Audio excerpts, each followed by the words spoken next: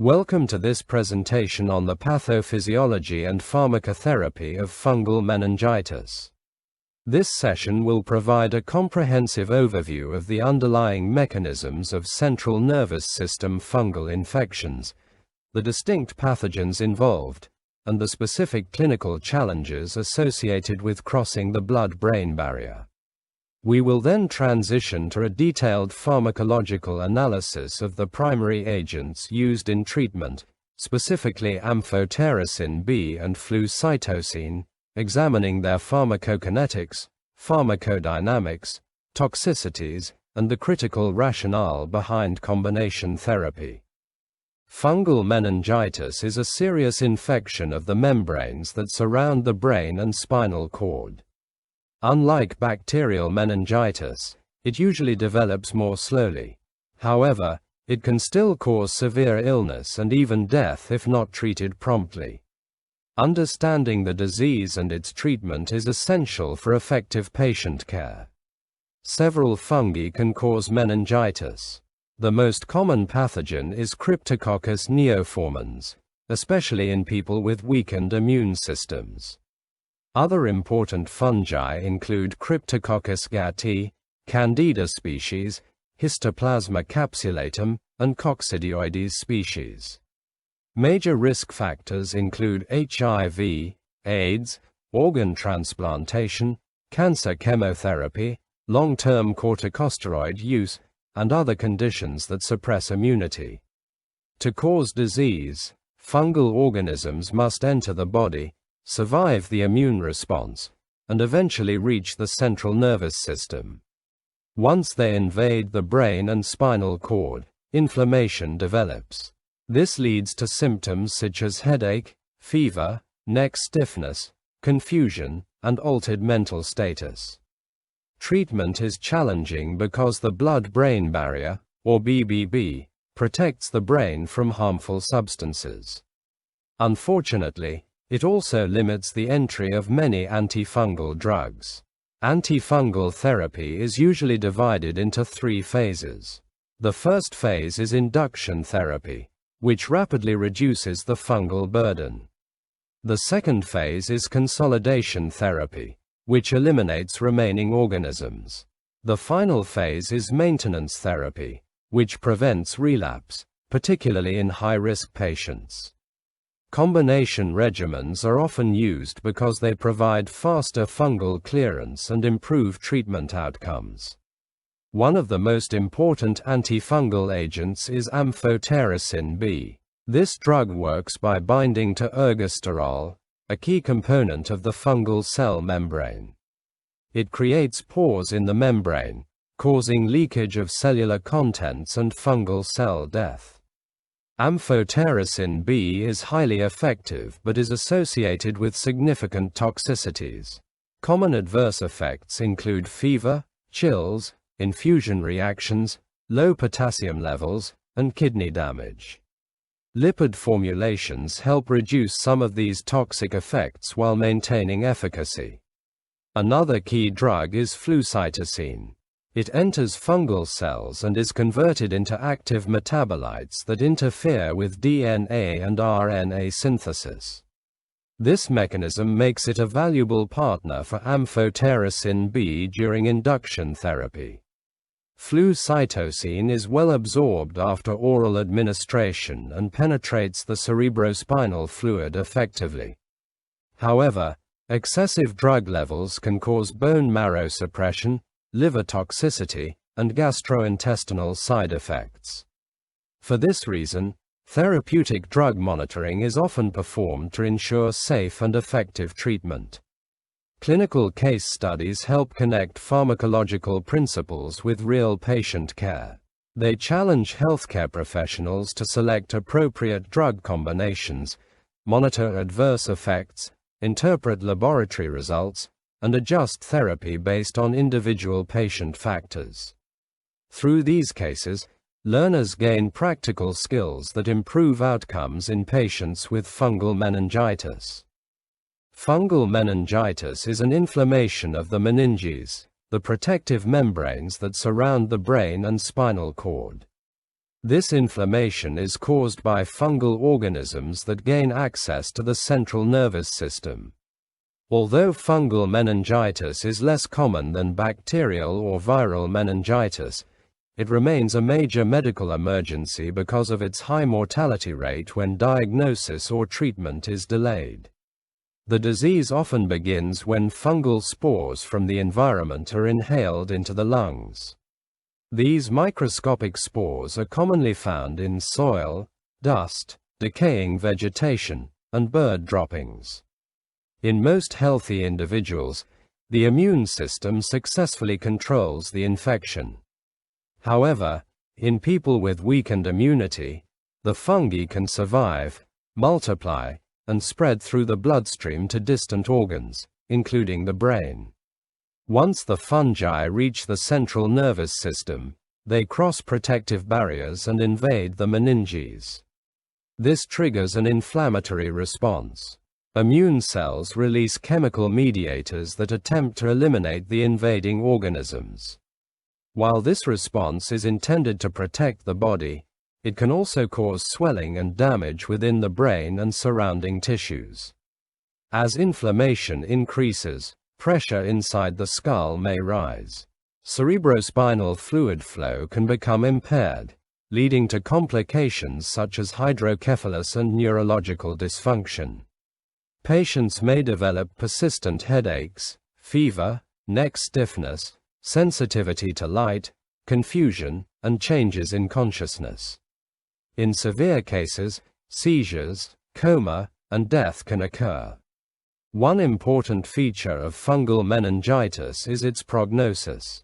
Without prompt recognition and effective antifungal treatment, the disease is highly fatal. Even among survivors, long-term neurological complications may occur. Early diagnosis, appropriate antifungal therapy, and careful monitoring are therefore critical for improving patient outcomes. Unlike many infectious diseases, fungal meningitis is generally not contagious. It does not spread from person to person through coughing, sneezing, touching, or casual contact. Instead, infection is usually acquired through exposure to fungal spores present in the environment. This means that people develop the disease from environmental sources rather than from infected individuals. Understanding the pathophysiology of fungal meningitis helps explain why the disease can be difficult to manage. The slow progression of symptoms may delay diagnosis, while the protective barriers of the brain can limit the penetration of antifungal drugs. These challenges make early clinical suspicion and timely intervention essential components of successful treatment. In summary, fungal meningitis is a serious inflammatory disease of the meninges caused by fungal pathogens. It is acquired through environmental exposure, not human transmission. The infection can progress from the lungs to the brain, triggering inflammation, increased intracranial pressure, and potentially life-threatening complications. Rapid diagnosis and treatment remain the keys to survival.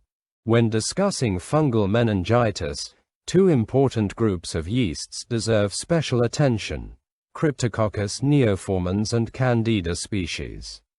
These organisms are responsible for many cases of serious fungal infections involving the central nervous system.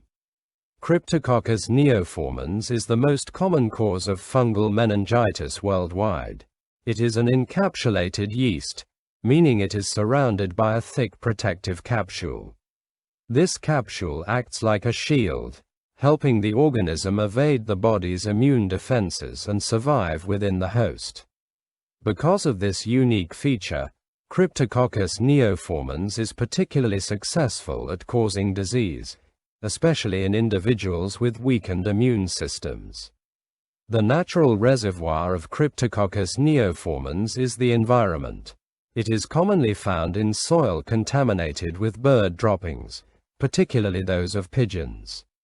Humans usually become infected by inhaling airborne fungal spores or dried yeast particles. The initial infection often begins in the lungs and may produce few or no symptoms.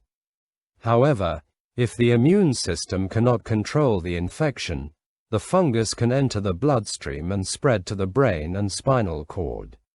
Once inside the central nervous system, the organism triggers inflammation of the meninges. Patients may develop headaches, fever, neck stiffness, blurred vision, confusion, and progressive neurological symptoms. Without prompt antifungal treatment, cryptococcal meningitis can become life-threatening. Another important group of pathogens is the Candida species. Unlike Cryptococcus, Candida organisms are normal commensals of the human body. They naturally inhabit the mouth, gastrointestinal tract, skin, and genital tract without causing disease in healthy individuals. Under normal conditions, the immune system and normal microbial flora keep these organisms under control.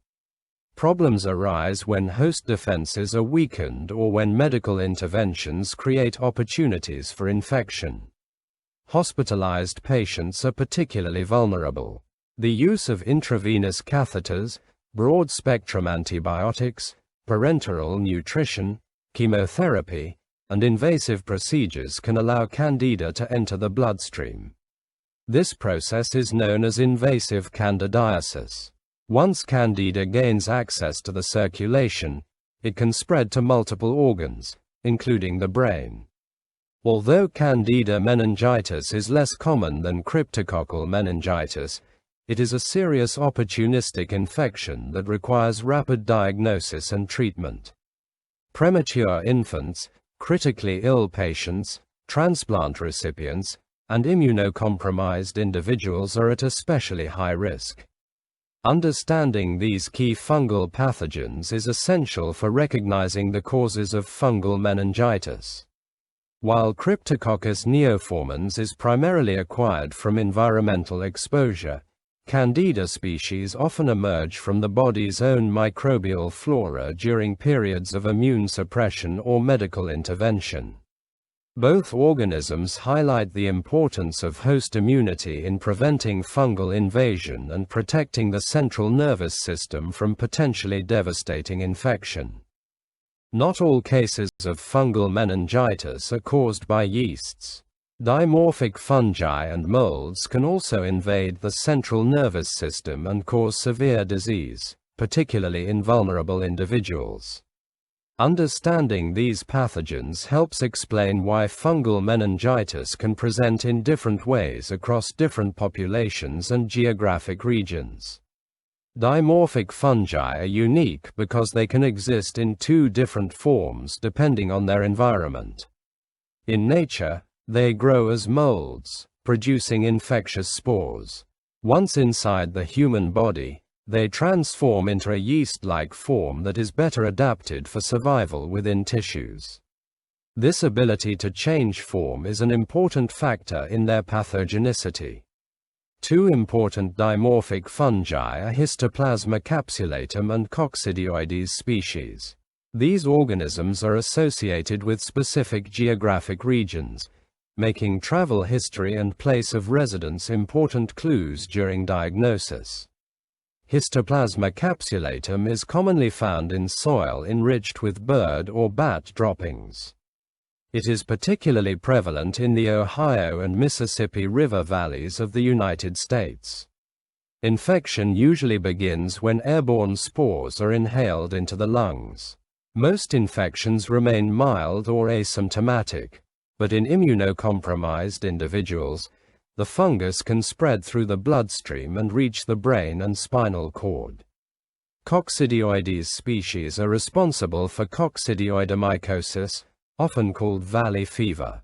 These fungi are endemic to arid and desert regions, especially the southwestern United States. People become infected by inhaling dust particles that contain fungal spores. In some patients, particularly those with impaired immunity, the infection can disseminate beyond the lungs and cause chronic meningitis, which may require prolonged antifungal therapy.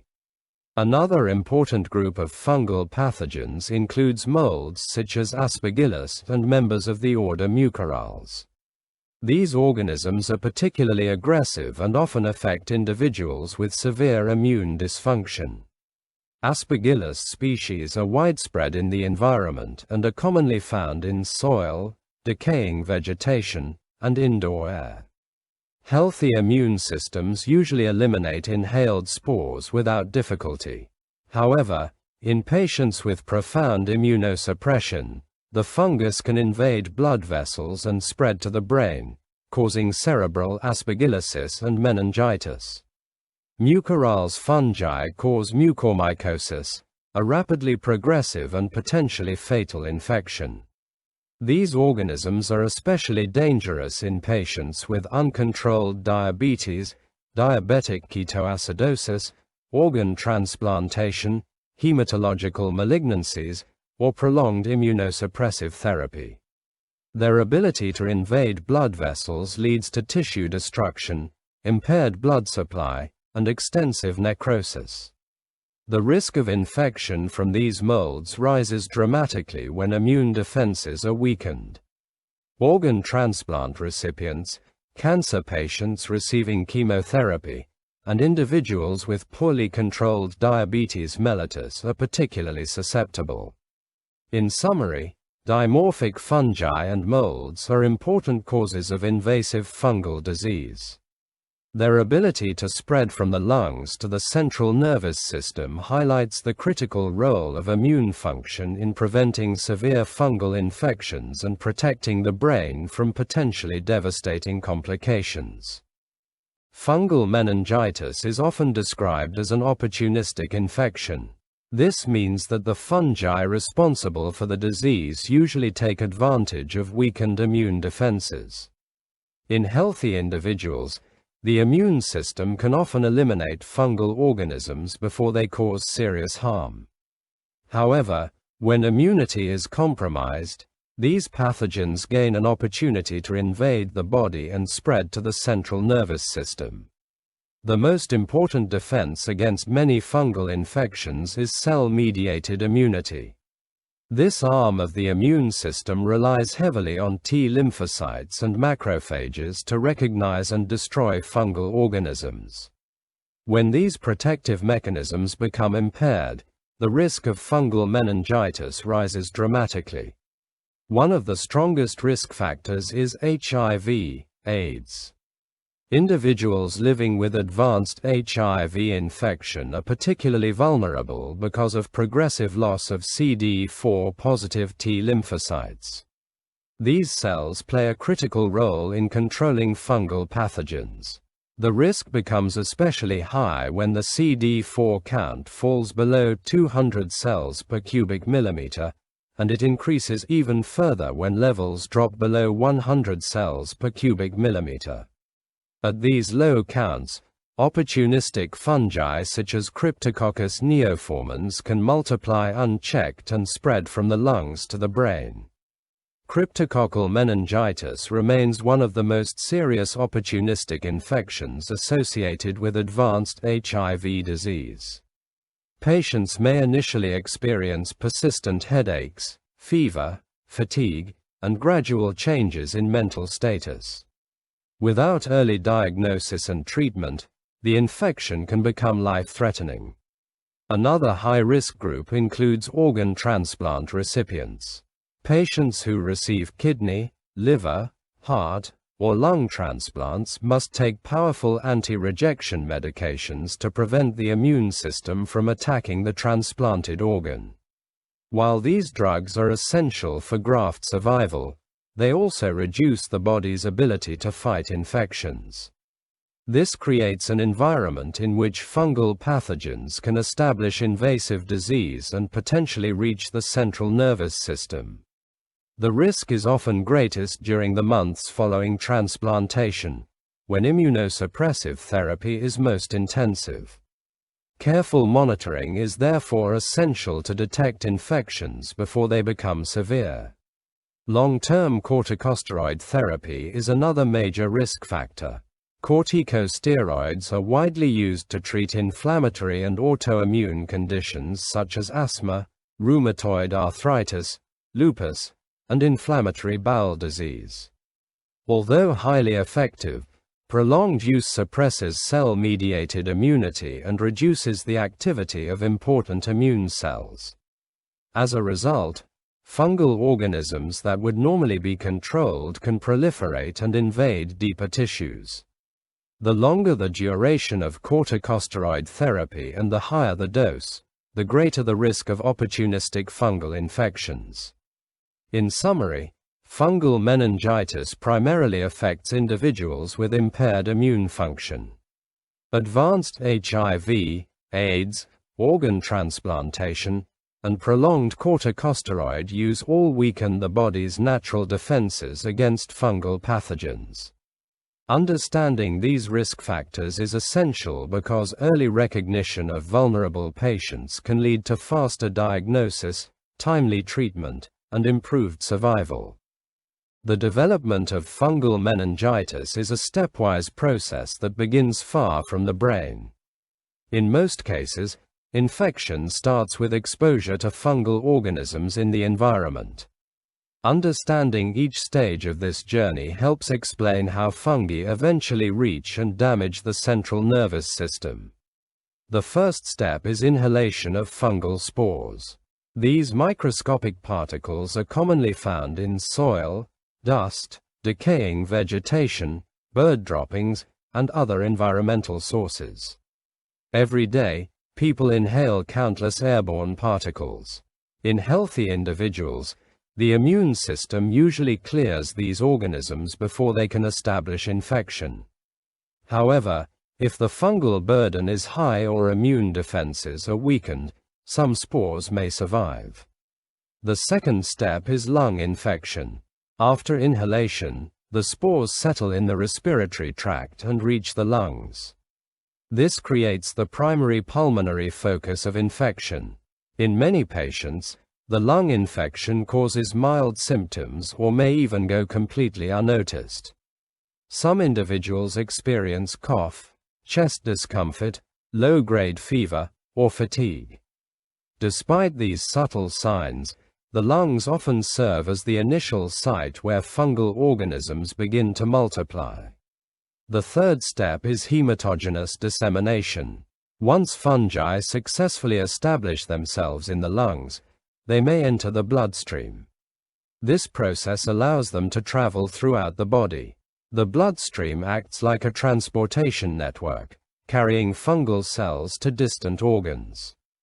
Dissemination is particularly common in patients with impaired immunity because their bodies are less able to contain the infection at its original site. As fungal organisms circulate through the blood, they may reach organs such as the liver, spleen, bones, skin, and most importantly, the central nervous system. At this stage, the infection becomes much more serious because multiple organs can be affected simultaneously. The fourth and most critical step is central nervous system invasion. To infect the brain and spinal cord, fungal pathogens must cross the blood-brain barrier, often called the BBB. This highly specialized barrier protects the brain from toxins, microbes, and harmful substances circulating in the blood.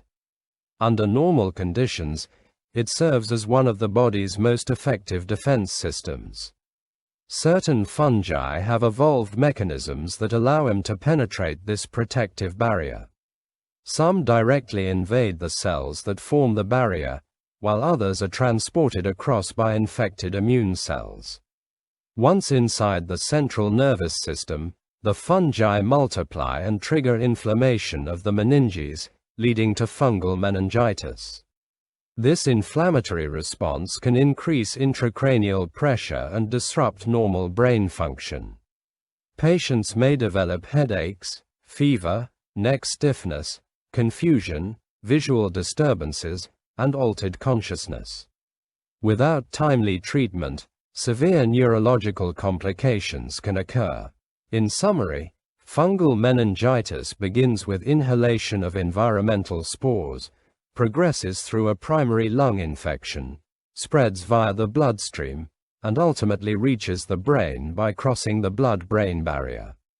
Each step represents a critical stage in the pathogenesis of this potentially life-threatening disease. One of the most fascinating and challenging aspects of fungal meningitis is how fungal pathogens gain access to the brain. The central nervous system is protected by the blood-brain barrier, or BBB, a highly specialized defense system that carefully controls what enters brain tissue. While this barrier protects the brain from harmful substances, it also creates major challenges for both infection control and drug therapy. To cause meningitis, fungi must first cross the blood-brain barrier. Several invasion mechanisms have been identified. One pathway is transcellular passage. In this process, fungal cells move directly through the cells that make up the barrier. The pathogen effectively passes through the cellular wall and emerges on the other side within the central nervous system. A second mechanism is paracellular passage.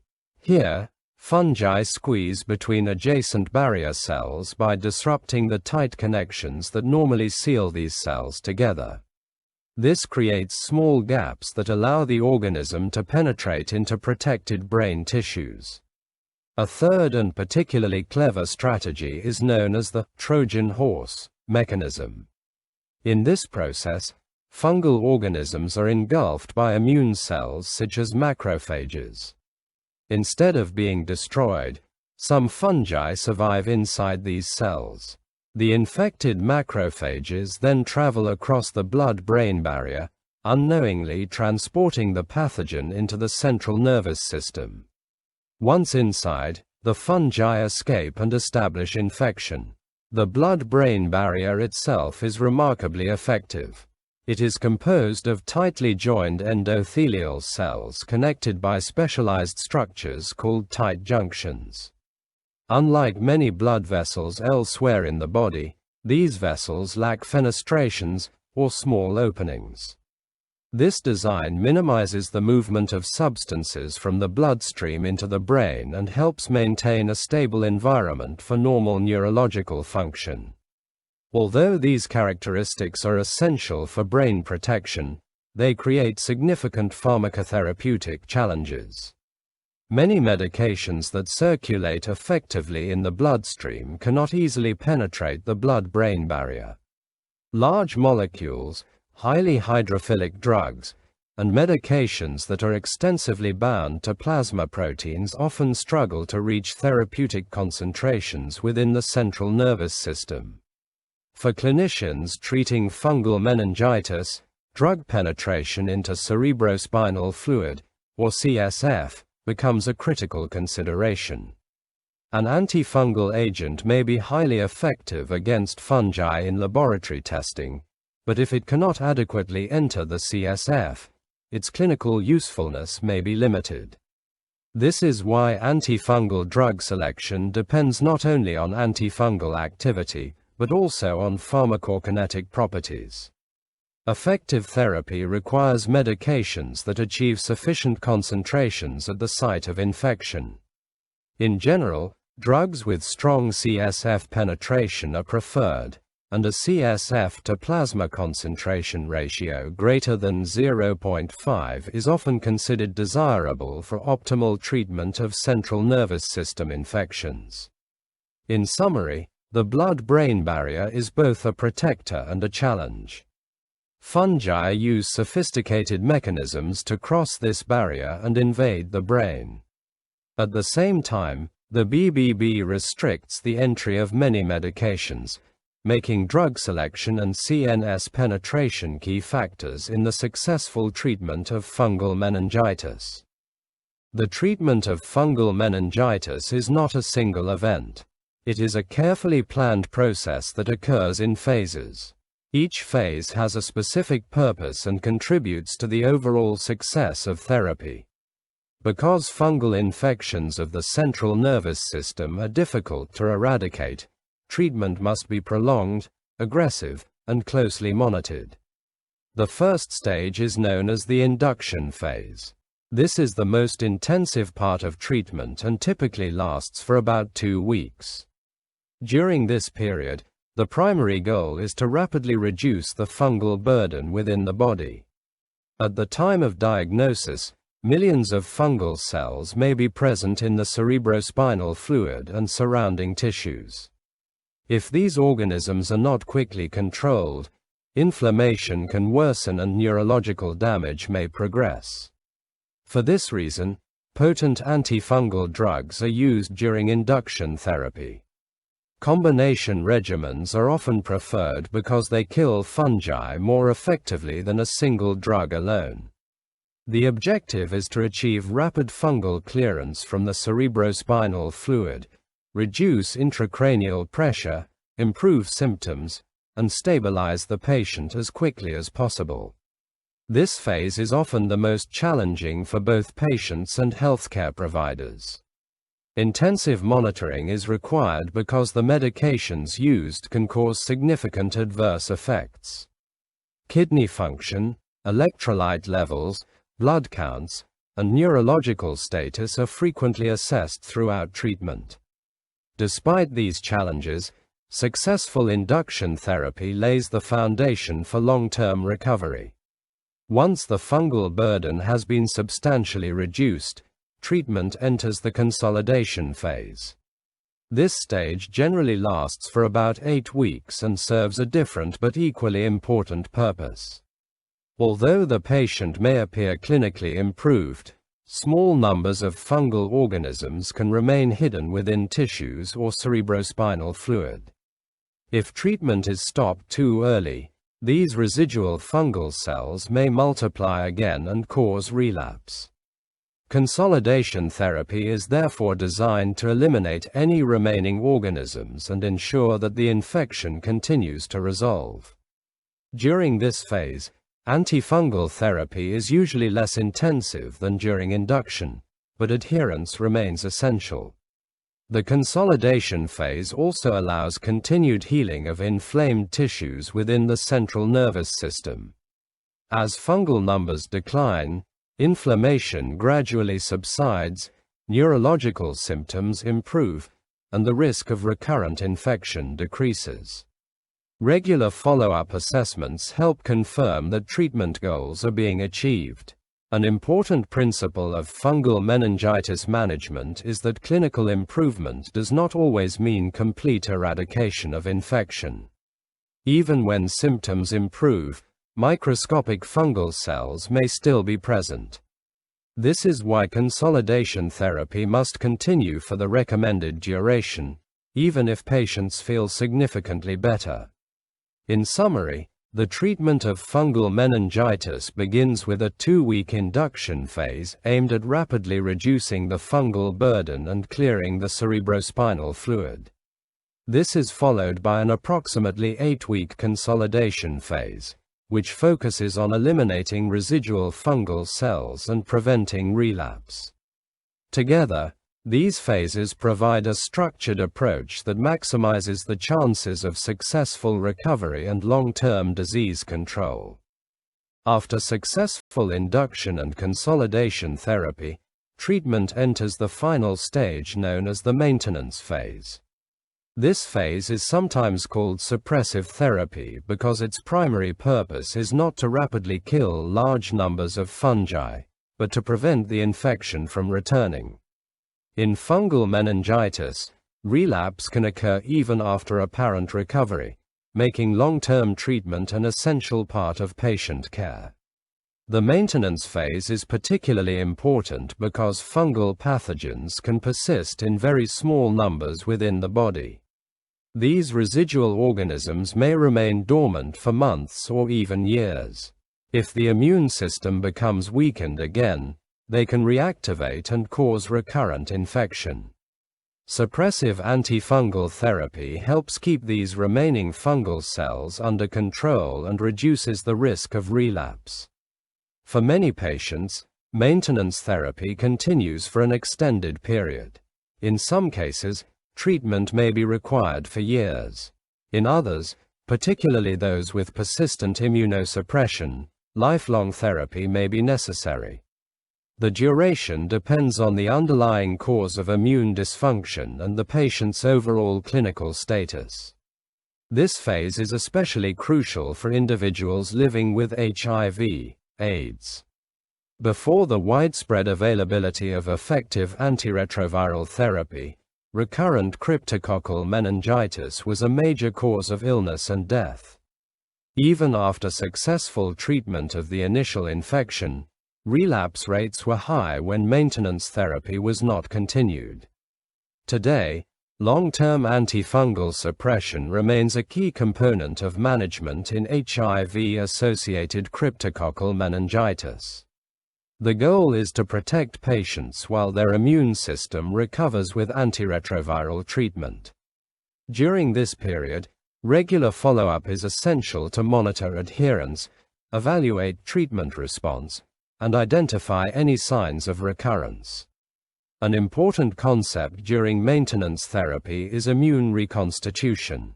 This refers to the gradual restoration of immune function as HIV viral replication is controlled and CD4 T cell counts increase.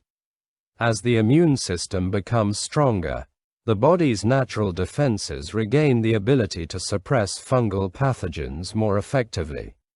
For many HIV-positive patients, maintenance therapy can eventually be discontinued if specific clinical criteria are met.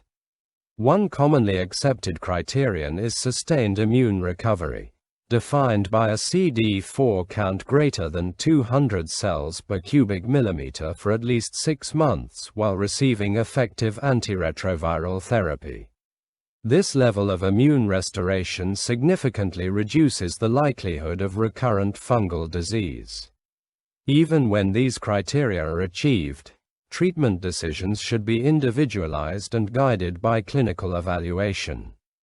Patients require ongoing monitoring to ensure that immune recovery is maintained and that symptoms do not recur. In summary, the maintenance phase represents the long-term protective stage of fungal meningitis treatment. Its purpose is to suppress residual fungal organisms and prevent recurrence. This approach is particularly important in patients with HIV/AIDS, where immune recovery may take time. Once durable immune reconstitution is achieved, maintenance therapy may be safely discontinued in selected patients, reducing medication burden while maintaining protection against relapse. One of the most important principles in the treatment of fungal meningitis is the use of combination therapy. Rather than relying on a single antifungal drug, clinicians often combine 2 or more agents to achieve better outcomes. This strategy is based on sound pharmacological principles and has become a cornerstone of modern antifungal therapy. The primary reason for combination therapy is pharmacological synergy. Synergy occurs when 2 drugs work together to produce a greater effect than either drug could achieve alone. Instead of simply adding their effects, the medications enhance each other's antifungal activity. This results in faster and more effective clearance of fungal organisms from the body. A classic example is the combination of Amphotericin B and Flucytosine during the induction phase of cryptococcal meningitis treatment. Amphotericin B damages the fungal cell membrane, making it easier for Flucytosine to enter the fungal cell. Once inside, Flucytosine disrupts nucleic acid synthesis, further impairing fungal survival. Together, these drugs achieve more rapid fungal killing than either agent alone. Another important advantage of combination therapy is the broadening of the antifungal spectrum. Different antifungal drugs target different fungal structures and metabolic pathways. By combining agents with complementary mechanisms of action, clinicians can cover a wider range of fungal pathogens. This is especially valuable when the exact causative organism has not yet been fully identified or when mixed infections are suspected. Combination therapy also helps prevent the emergence of drug resistance. Fungal organisms, like bacteria, can develop mechanisms that reduce susceptibility to antifungal medications. When only one drug is used, resistant organisms may survive and multiply. Using multiple agents simultaneously makes it much more difficult for fungi to adapt and evade treatment. This reduces the likelihood of therapeutic failure and recurrent infection. An additional benefit is the potential reduction in overall toxicity. Some of the most effective antifungal medications are also associated with significant adverse effects.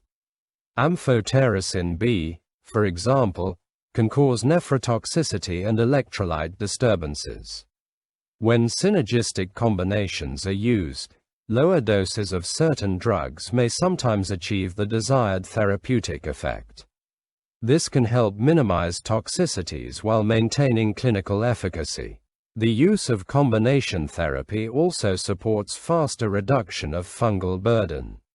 Rapid clearance of organisms from the cerebrospinal fluid is particularly important in fungal meningitis because persistent infection can lead to ongoing inflammation, elevated intracranial pressure, and neurological complications. However, combination therapy must be carefully managed. Drug interactions, overlapping toxicities, patient-specific factors, and treatment costs must all be considered. The goal is to maximize therapeutic benefit while minimizing harm.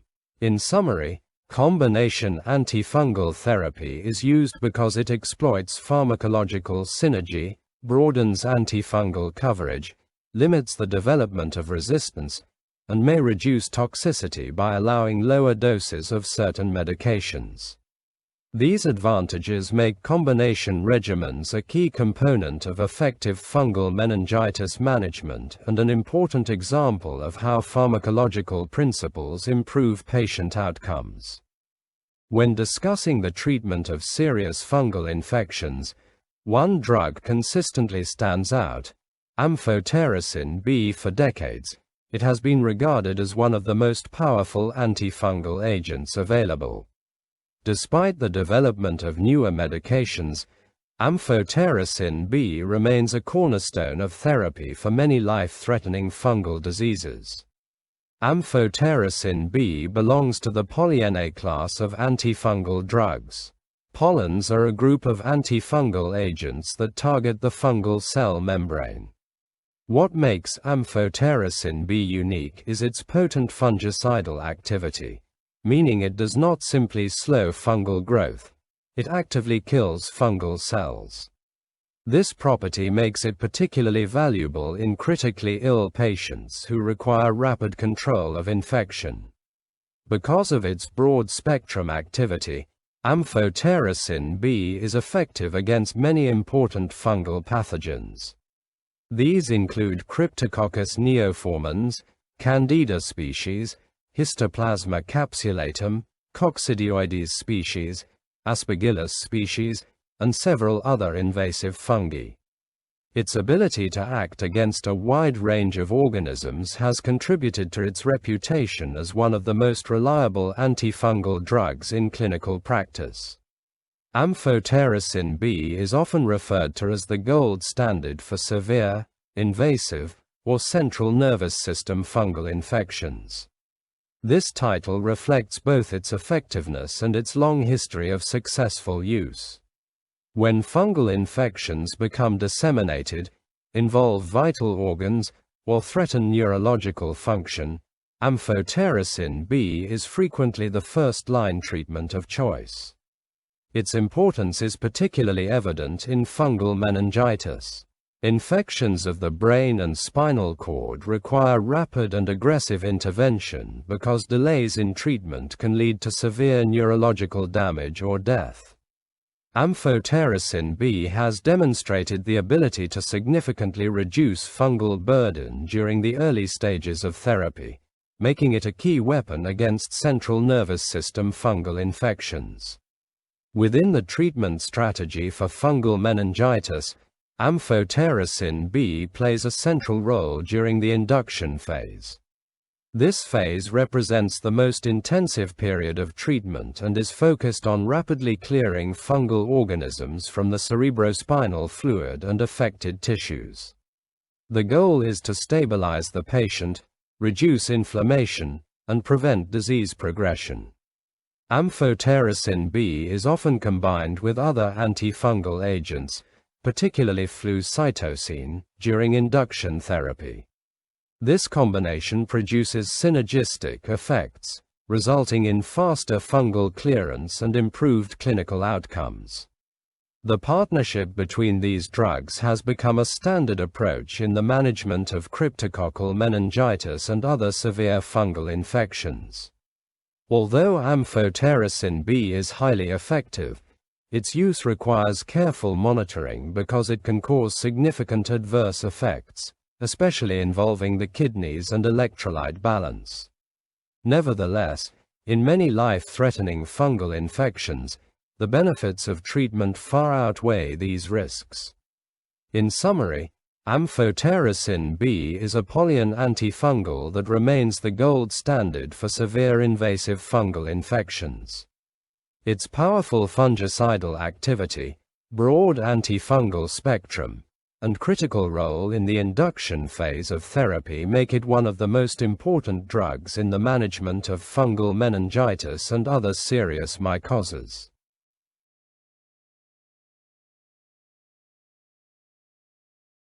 Amphotericin B is one of the most effective antifungal drugs ever developed. However, not all Amphotericin B formulations are the same. Over time, newer formulations have been created to improve safety while preserving the drug's powerful antifungal activity. Understanding these formulations is important because they can significantly influence treatment outcomes and patient tolerability. The original formulation is Amphotericin B deoxychelate, often referred to as conventional Amphotericin B. This was the first widely used preparation and remains highly effective against a broad range of fungal pathogens. For many years, it served as the backbone of treatment for severe fungal infections, including fungal meningitis. Conventional Amphotericin B works extremely well at killing fungi, but its clinical use is limited by toxicity. The most significant concern is nephrotoxicity, or kidney damage. As treatment continues, the drug can injure renal tubular cells and reduce kidney function. Patients may develop elevated serum creatinine levels, electrolyte disturbances, and impaired renal filtration. Because of these risks, healthcare providers must closely monitor kidney function during therapy. Blood tests are often performed regularly to assess renal status and detect complications early. Although the drug is highly effective, its adverse effect profile can make prolonged treatment challenging. To address these limitations, scientists developed lipid-based formulations of Amphotericin B. Examples include liposomal Amphotericin B, commonly known as Ambosome, and other lipid-associated preparations. These formulations represent a major advancement in antifungal pharmacotherapy. In lipid formulations, Amphotericin B is encapsulated within microscopic lipid vesicles.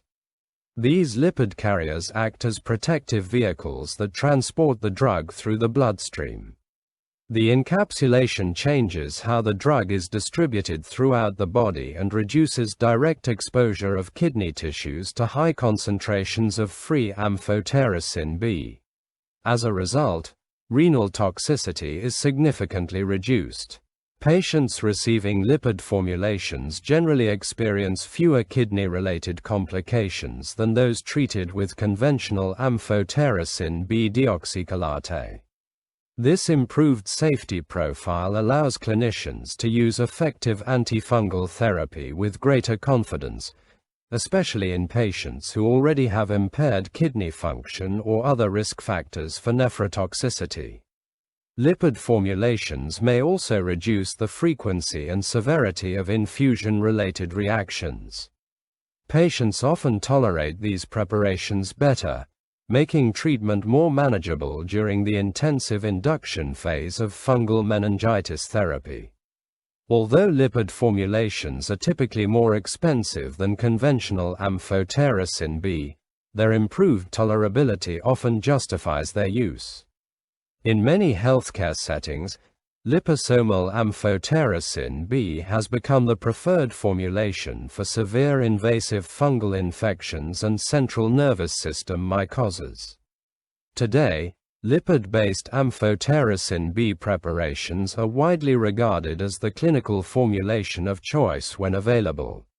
They provide the same potent antifungal activity while offering a substantially safer toxicity profile.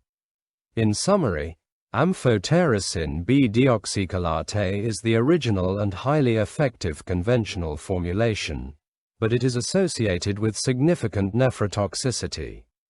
Lipid formulations such as liposomal Amphotericin B encapsulate the drug within lipid vesicles, greatly reducing renal toxicity and improving tolerability. For many patients, these advantages make lipid formulations the preferred option in modern antifungal therapy. To use Amphotericin B effectively, it is important to understand its pharmacokinetic properties. Pharmacokinetics describes what the body does to a drug after administration, including how the drug is absorbed, distributed, and reaches its target tissues. Amphotericin B has several unique characteristics that influence its clinical use.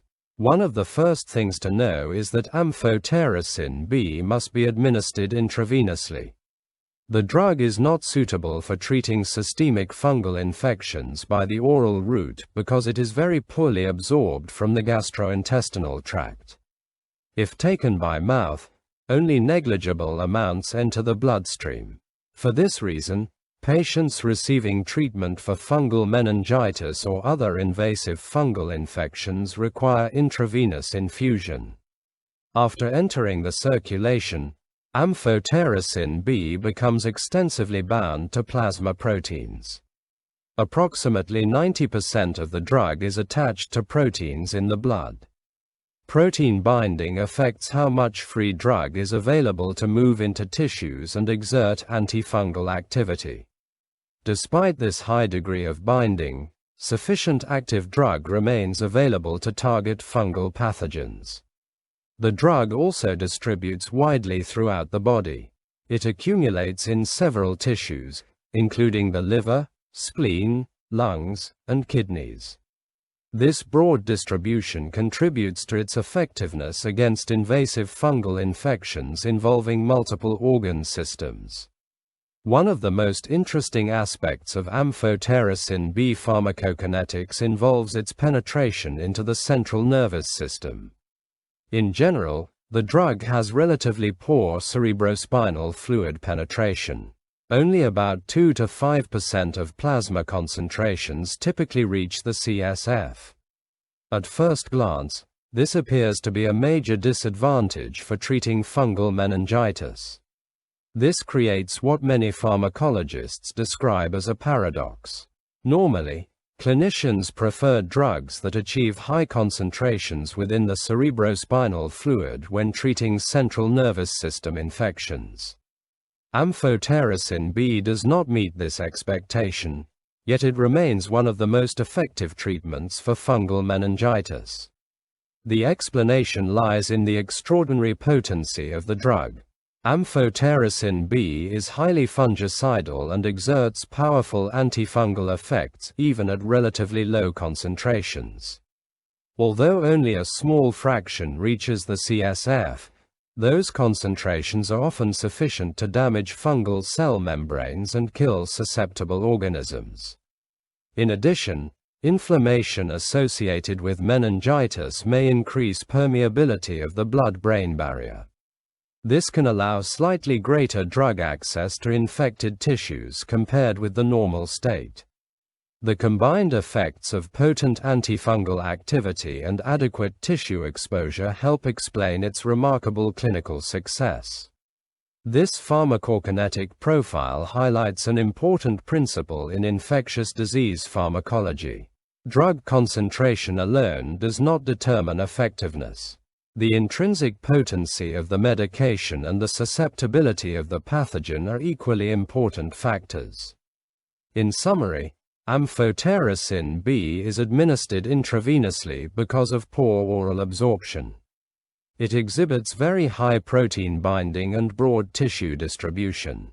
Although only a small percentage of the drug reaches the cerebrospinal fluid, its exceptional fungicidal potency allows it to remain highly effective in the treatment of fungal meningitis. This apparent contradiction is one of the most fascinating features of Amphotericin B pharmacology. Another fascinating aspect of Amphotericin B is what happens after the drug enters the body and begins fighting fungal infections. Its pharmacokinetic and pharmacodynamic properties help explain why it remains one of the most effective antifungal agents for severe invasive disease. Unlike many medications that are eliminated relatively quickly, Amphotericin B leaves the body very slowly. Excretion occurs through both renal and biliary pathways. A portion of the drug is removed by the kidneys, while another portion is eliminated through the liver and bile. However, neither pathway clears the drug rapidly. One reason for this slow elimination is the drug's tendency to bind extensively to tissues. After administration, Amphotericin B accumulates in organs such as the liver, spleen, lungs, and kidneys. These tissue reservoirs gradually release the drug back into the circulation over time, prolonging its presence within the body. As a result, Amphotericin B has an exceptionally long terminal half-life. In some patients, the terminal half-life may extend to approximately 15 days. This means that measurable amounts of the drug can remain in the body for weeks after administration. Such prolonged persistence contributes to its sustained antifungal activity. The long half-life also has important clinical implications. On one hand, it helps maintain therapeutic drug exposure against fungal pathogens. On the other hand, adverse effects may also persist because the drug is eliminated slowly. This is one reason why careful monitoring remains important throughout treatment. To fully understand Amphotericin B, it is also necessary to consider its pharmacodynamics. Pharmacodynamics describes the relationship between drug concentration and antimicrobial activity. Amphotericin B exhibits concentration-dependent killing. This means that the higher the drug concentration achieved at the site of infection, the greater the rate and extent of fungal killing. In practical terms, higher effective concentrations result in more rapid destruction of fungal cells. This characteristic supports the use of aggressive dosing strategies during the induction phase of treatment, where rapid reduction of fungal burden is a major goal.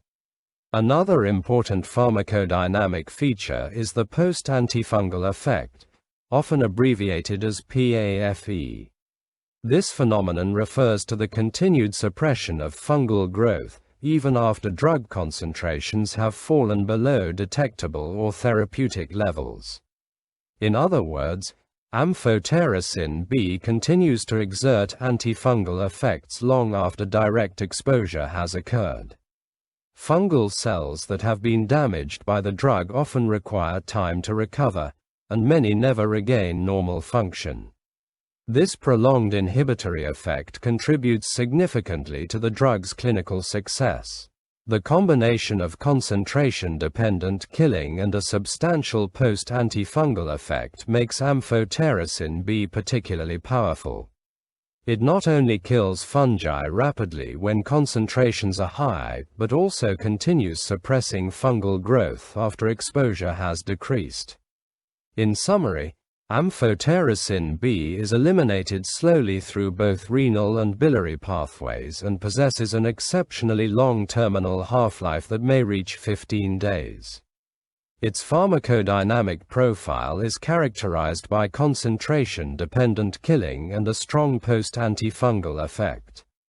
Together, these properties help explain its remarkable effectiveness in the treatment of severe fungal infections, including fungal meningitis. Although Amphotericin B is one of the most effective antifungal drugs available, it is also well known for causing infusion-related adverse effects. These reactions can occur during or shortly after drug administration and are among the most common challenges encountered during treatment. Understanding these effects is important because proper management can greatly improve patient comfort and treatment adherence. One of the hallmark adverse effects of Amphotericin B is the infusion reaction syndrome. Patients frequently experience fever, chills, and intense shaking episodes known as rigors. Because these symptoms often occur together, healthcare professionals sometimes refer to the reaction as the shake and bake phenomenon. This memorable nickname reflects the combination of severe shaking and elevated body temperature that can develop during infusion. These reactions can be quite dramatic. A patient who initially appears comfortable may suddenly develop chills, tremors, fever, and a general feeling of illness shortly after the infusion begins. Some individuals also experience headache, muscle aches, nausea, vomiting, or a sense of discomfort throughout the body. Importantly, these symptoms do not usually indicate an allergic reaction to the drug. Instead, they result from activation of the immune system. Amphotericin B stimulates immune cells to release pro-inflammatory cytokines into the circulation. Cytokines are signaling molecules that help coordinate immune responses, but when released in large amounts, they can trigger fever and other inflammatory symptoms. Key cytokines involved in this process include substances such as tumor necrosis factor alpha and interleukins. These mediators act on the brain's temperature-regulating centers and other tissues, producing the characteristic symptoms seen during infusion. Fortunately, several strategies can reduce the severity of these reactions. One of the simplest approaches is to slow the infusion rate. Administering the drug more gradually often decreases cytokine release and improves tolerability. This allows the body to adapt to the medication with fewer symptoms. Premedication is another widely used strategy. Before Amphotericin B administration, patients may receive acetaminophen to reduce fever and discomfort. Antihistamines such as diphenhydramine are commonly used to help control chills, itching, and other infusion-related symptoms. In selected cases, corticosteroids may also be administered to suppress inflammatory responses and further improve tolerance. These preventive measures are particularly helpful during the early days of treatment, when infusion reactions tend to be most pronounced. Many patients notice that the severity of symptoms decreases with repeated doses as the body becomes more accustomed to the medication. The development of lipid formulations of Amphotericin B has also helped reduce the frequency and severity of infusion reactions compared with the conventional deoxycholate formulation. This is one reason why lipid preparations are often preferred when available. In summary, infusion-related reactions are common adverse effects of Amphotericin B. Fever, chills, and severe rigors are the classic manifestations and are caused by the release of pro-inflammatory cytokines during drug administration. Careful management with slower infusion rates and premedication using acetaminophen, diphenhydramine, and sometimes corticosteroids can significantly improve patient comfort and support successful completion of therapy. One of the most important adverse effects of Amphotericin B is nephrotoxicity, or kidney toxicity. In fact, this complication is often considered the dose-limiting toxicity of the drug.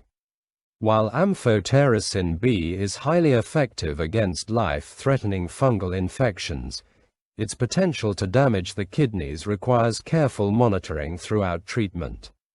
The kidneys play a vital role in filtering waste products, regulating fluid balance, and maintaining electrolyte levels. Unfortunately, Amphotericin B can interfere with these functions through several mechanisms. The risk increases with higher cumulative doses, prolonged therapy, pre-existing kidney disease, and the use of other nephrotoxic medications.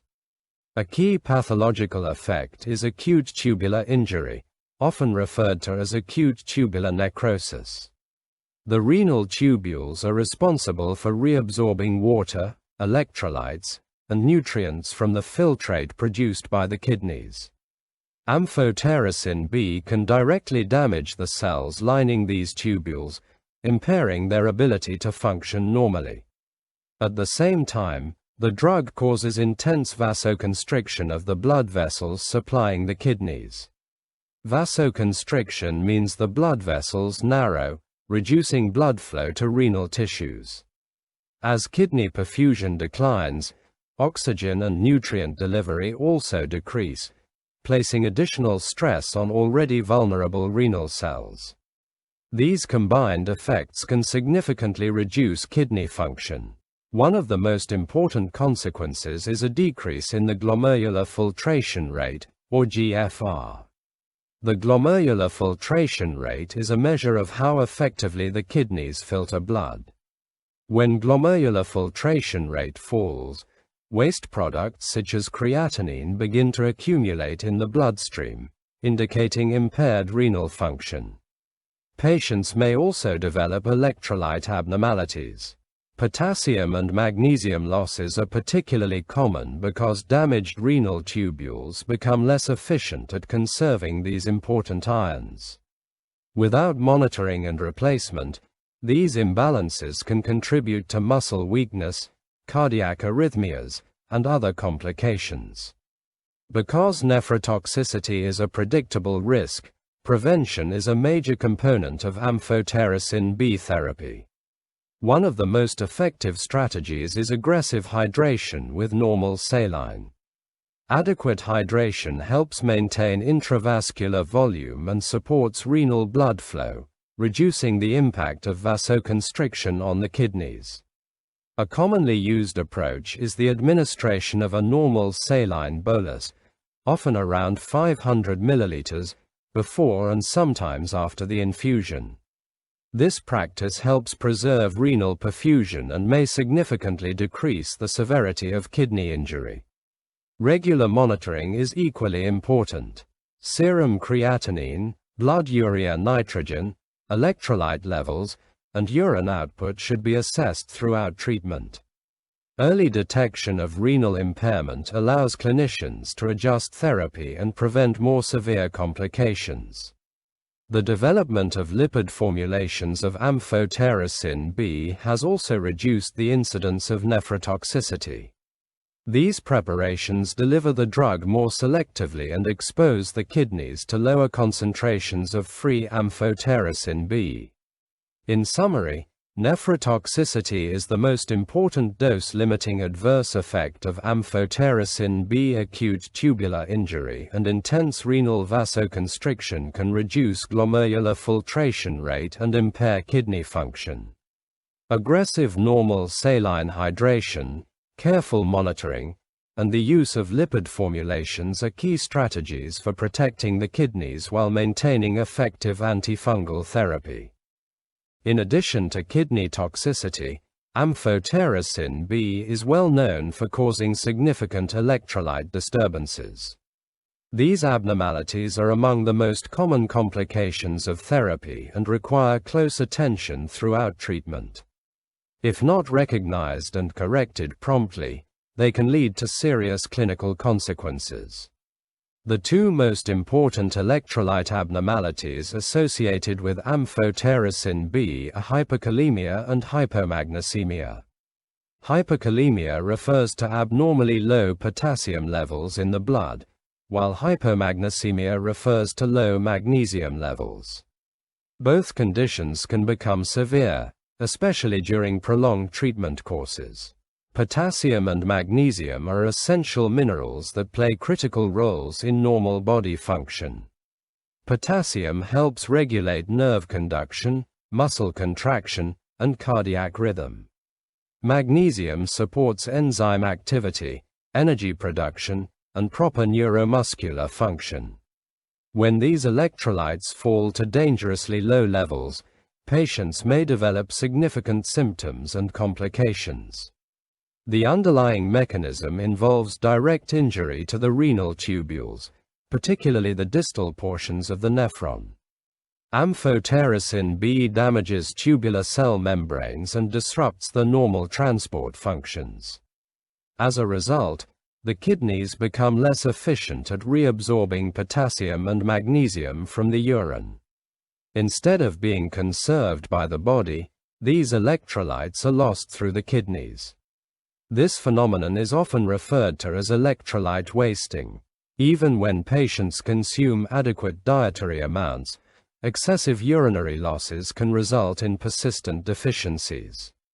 The clinical manifestations of hyperkalemia can vary depending on severity. Mild cases may cause fatigue, weakness, or muscle cramps. More severe potassium depletion can lead to paralysis, impaired muscle function, and potentially life-threatening cardiac arrhythmias. Because the heart relies on normal potassium levels for electrical stability, severe hyperkalemia is considered a medical emergency. Hypomagnesemia can also produce important symptoms. Patients may experience muscle twitching, tremors, weakness, irritability, and neurological disturbances. Low magnesium levels can additionally worsen hyperkalemia, making potassium replacement more difficult unless magnesium deficiency is corrected simultaneously. For these reasons, careful monitoring is a critical component of amphotericin B therapy. Patients receiving treatment often undergo rigorous daily laboratory evaluation. Metabolic panels and electrolyte measurements help clinicians identify abnormalities before they become clinically significant.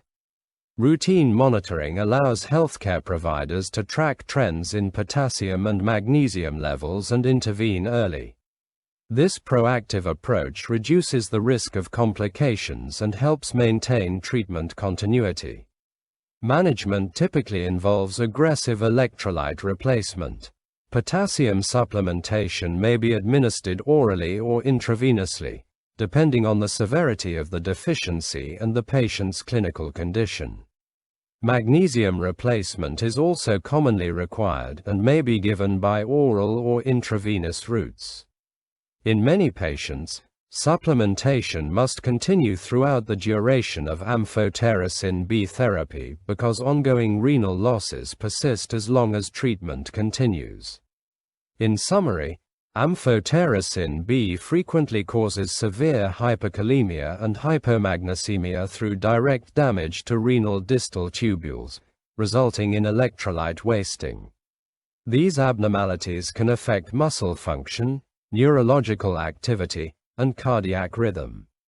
Daily laboratory monitoring and aggressive potassium and magnesium replacement are essential strategies for preventing complications and ensuring safe, effective antifungal treatment. When using amphotericin B, clinicians must pay close attention to potential drug interactions.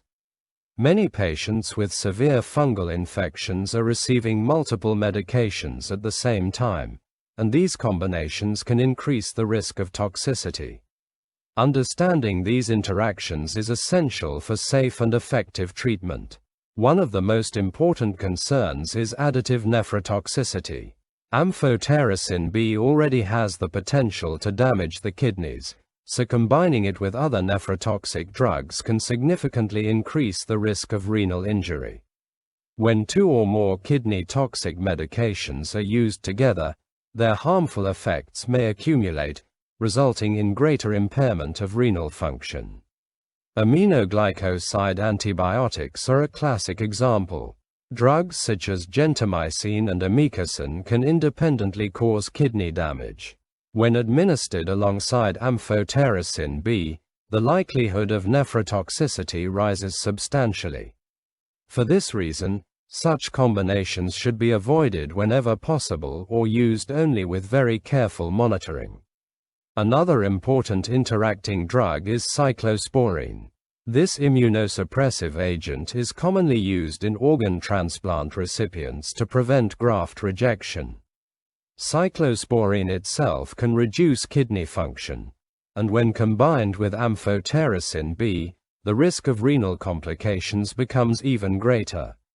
Non-steroidal anti-inflammatory drugs, or NSAIDs, can also contribute to kidney injury. Medications such as ibuprofen and diclofenac affect blood flow within the kidneys. In patients receiving Amphotericin B, concurrent non-steroidal anti-inflammatory drug use may further compromise renal perfusion and increase the likelihood of nephrotoxicity. However, not all important interactions involve direct kidney damage.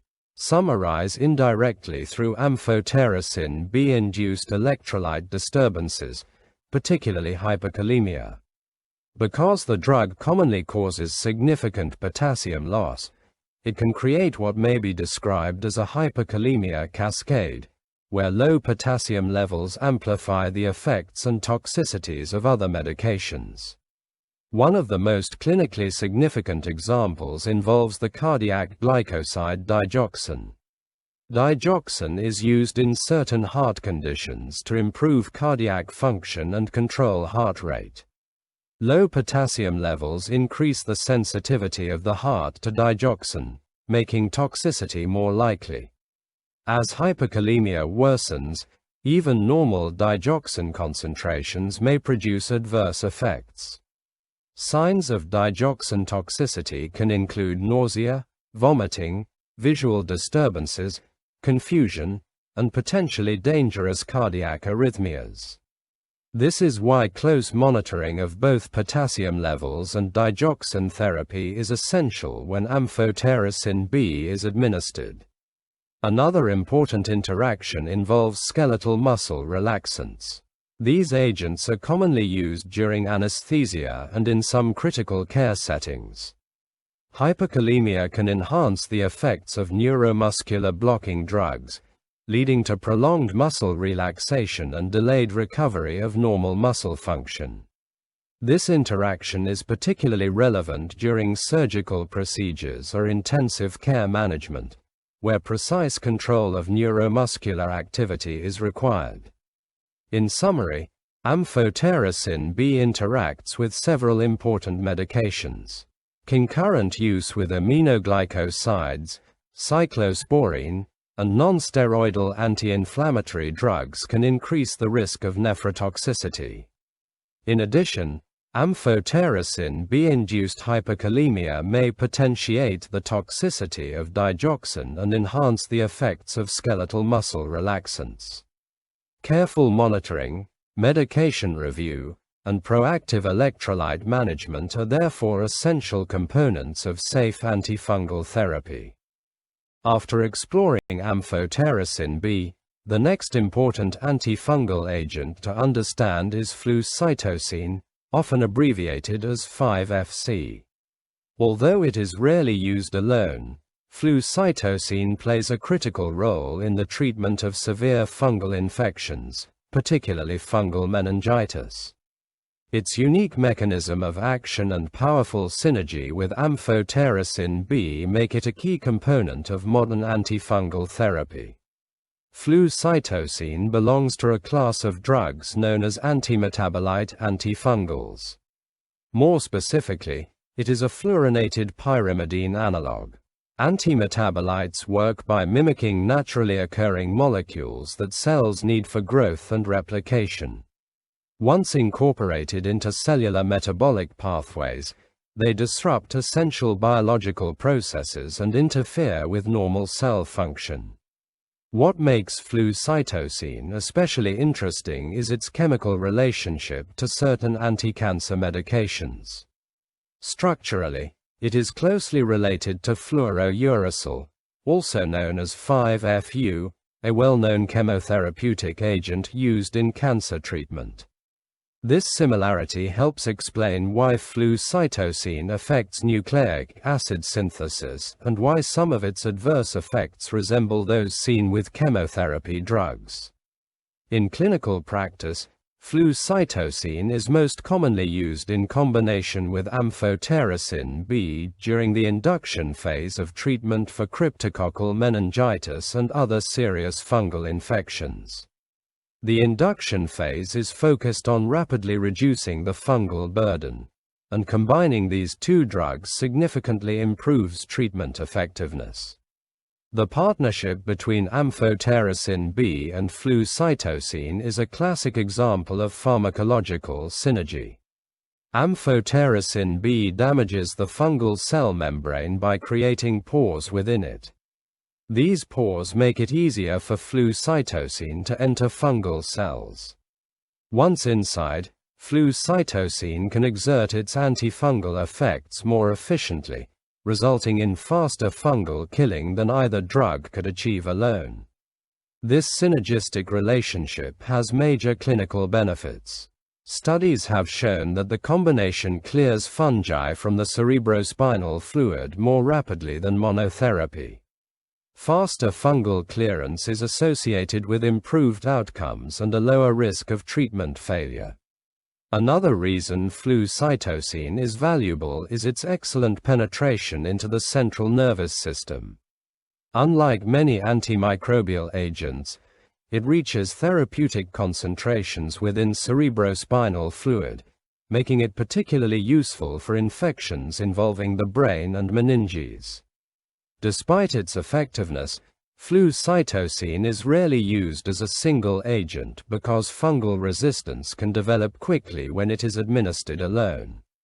Combining it with Amphotericin B not only enhances efficacy but also reduces the likelihood of resistant fungal populations emerging during treatment.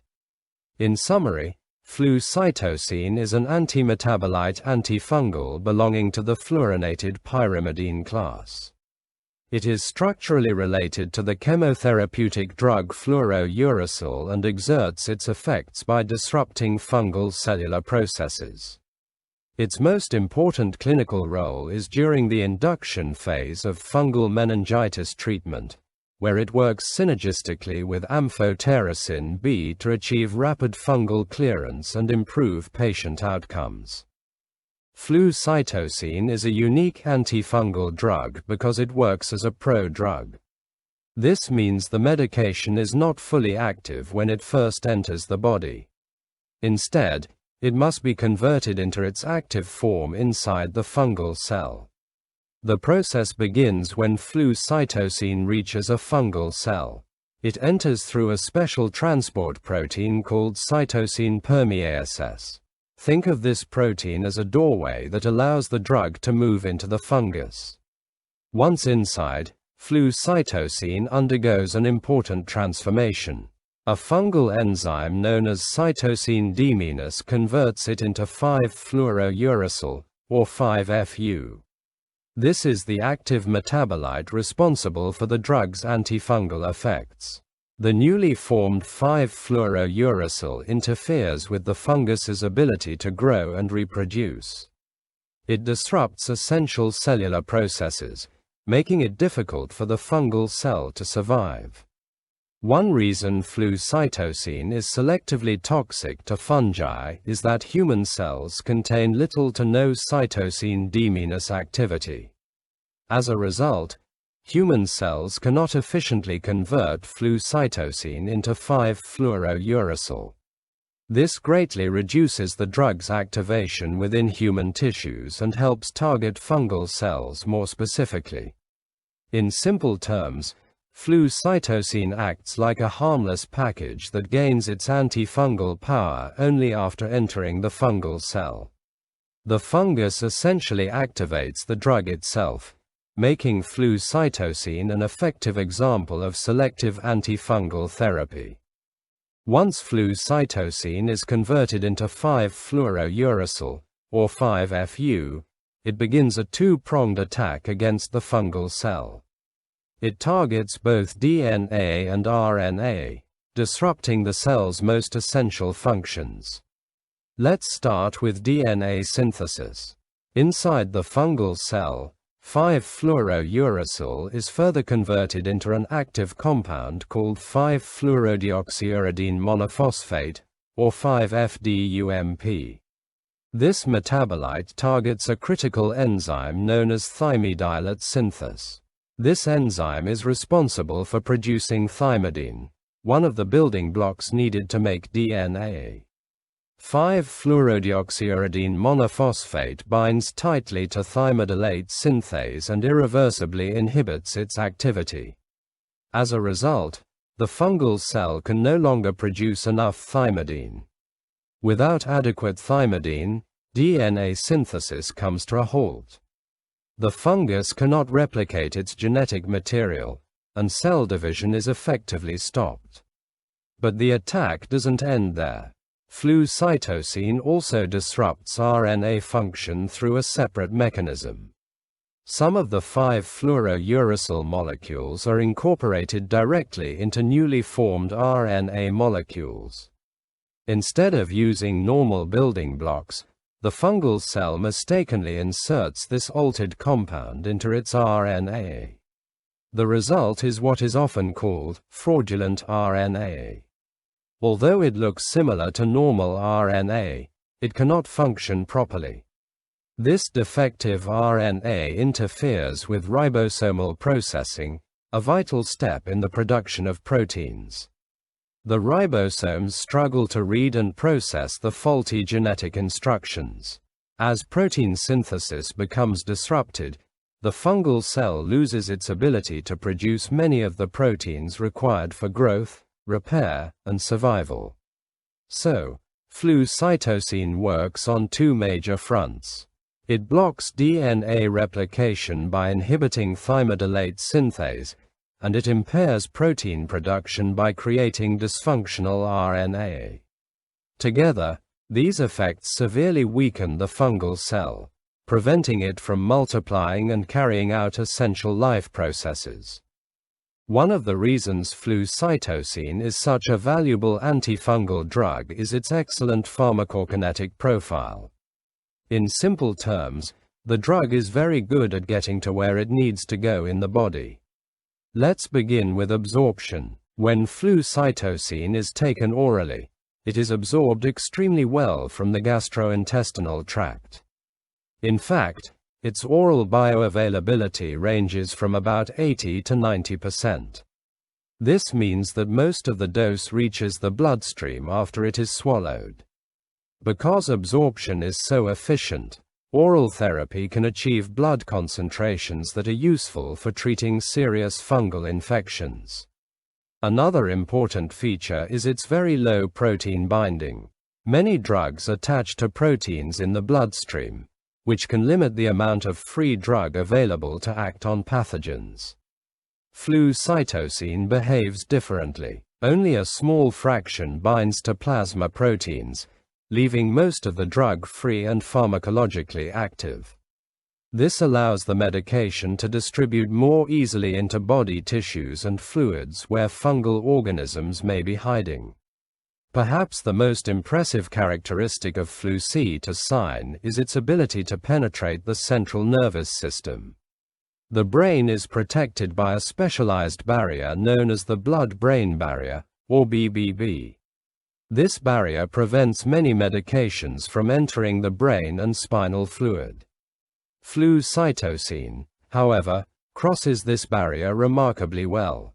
Approximately 75 to 90% of its plasma concentration can be found in the cerebrospinal fluid, or CSF. That level of penetration is exceptional compared with many other antimicrobial agents. This property makes Flucytosine especially useful for treating fungal infections involving the brain, meninges, and central nervous system. When a fungal infection reaches these protected areas, drug penetration becomes just as important as drug activity. A medication may be highly effective in the laboratory, but it must still reach the site of infection to work in patients. Flucytosine accomplishes both goals. It reaches high concentrations in the bloodstream and successfully enters the cerebrospinal fluid. For this reason, its pharmacokinetic profile is often considered ideal for crossing the blood-brain barrier. In summary, Flucytosine is well absorbed, minimally bound to proteins, widely distributed, and highly effective at reaching the central nervous system. These characteristics make it an important drug in the treatment of serious and invasive fungal infections. Understanding how Flucytosine leaves the body is just as important as understanding how it works. In fact, its route of excretion plays a major role in both its effectiveness and safety.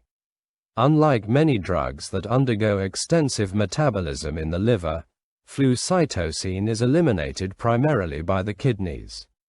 Most of the drug is excreted in the urine as unchanged Flucytosine. In other words, the body removes it largely in the same form in which it was administered. Because kidney function is responsible for clearing the drug, Flucytosine elimination depends heavily on the glomerular filtration rate, or GFR. Glomerular filtration rate is a measure of how efficiently the kidneys filter substances from the bloodstream. When kidney function is normal, Flucytosine is cleared effectively and blood concentrations remain within a safe range. However, problems arise when renal function declines. As glomerular filtration rate decreases, the kidneys become less efficient at removing Flucytosine. The drug then begins to accumulate in the bloodstream. This accumulation can lead to dangerously high drug levels and increase the risk of toxicity. For this reason, renal function must be monitored carefully throughout treatment. A particularly important clinical challenge involves the use of Flucytosine with Amphotericin B.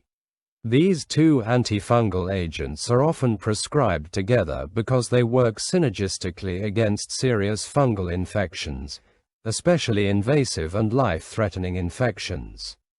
However, Amphotericin B is well known for its nephrotoxic effects.